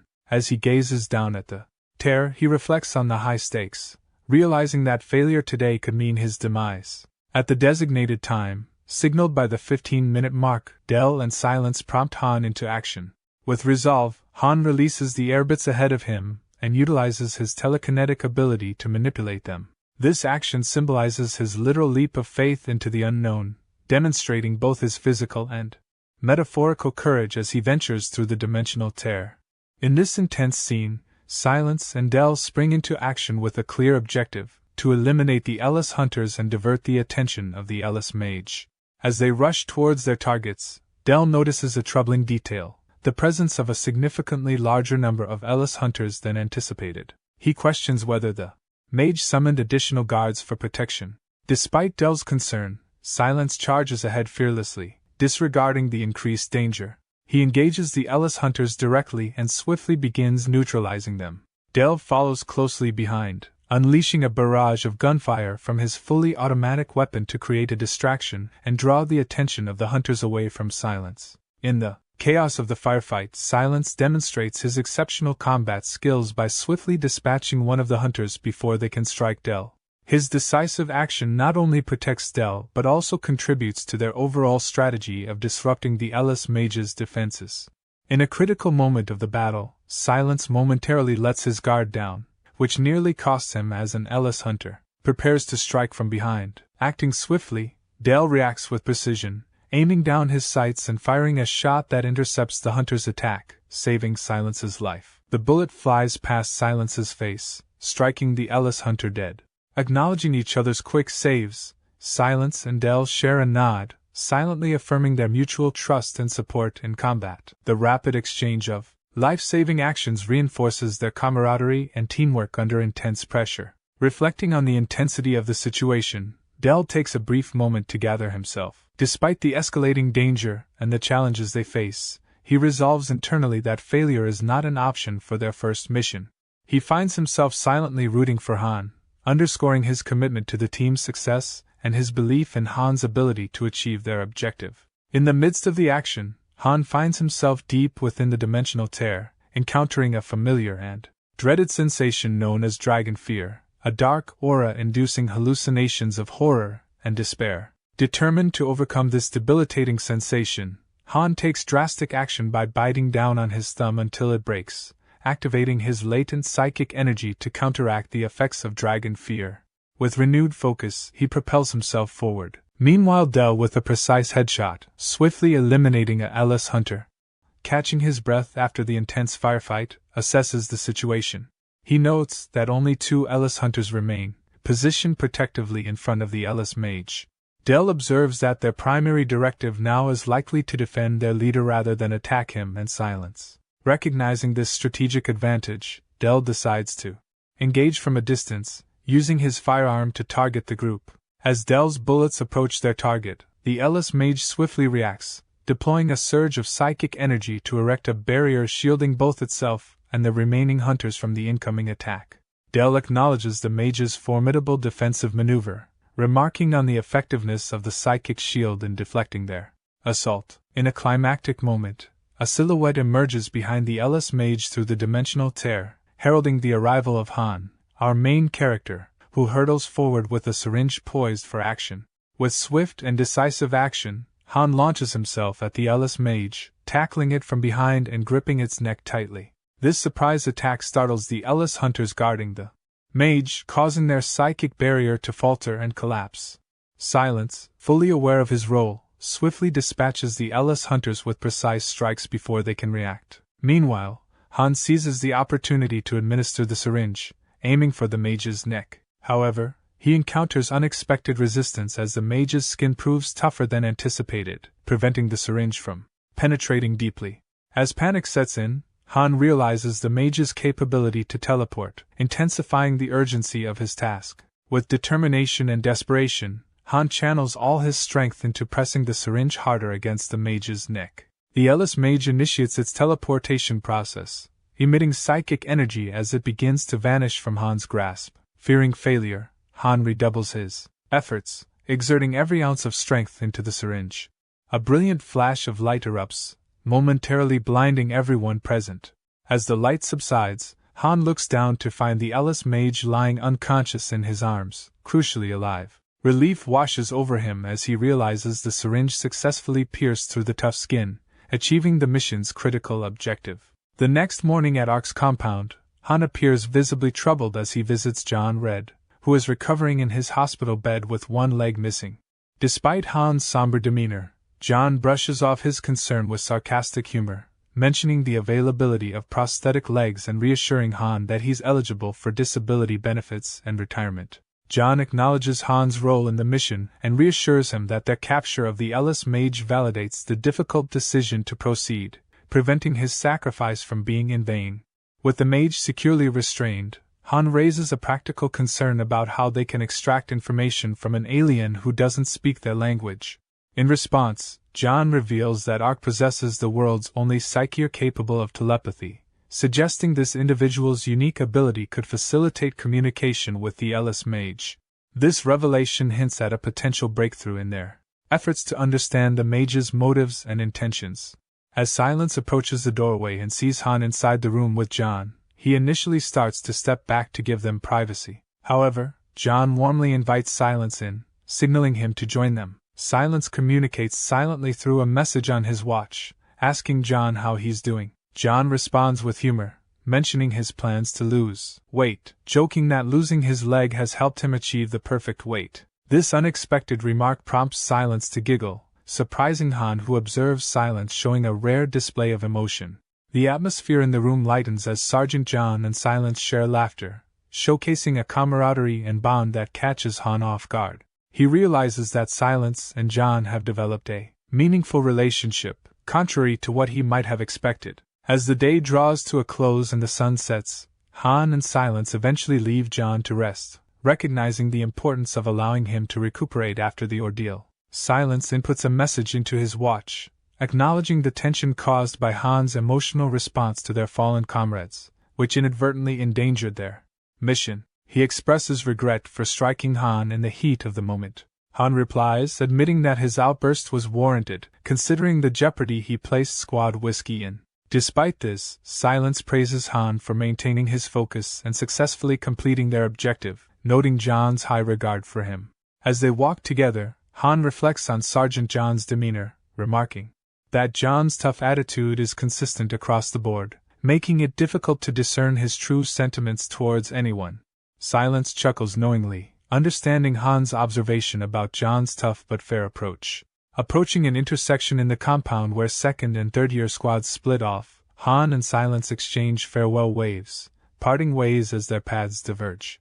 Just as Han begins to move away, Silence swiftly types a message on his watch, and to catch Han's attention, Silence tosses a pebble in his direction. Han, turning back with a smile, reads the message displayed on Silence's watch. "Get your dumb ass over to third year already, young buck." Silence then walks off with his characteristic gesture. This marks the conclusion of the first season of this manhwa. The second season will be uploaded soon. To show your support for the channel and help speed up the release of recaps for your favorite manhwa, please consider subscribing to the channel. Looking forward to seeing you in the next video.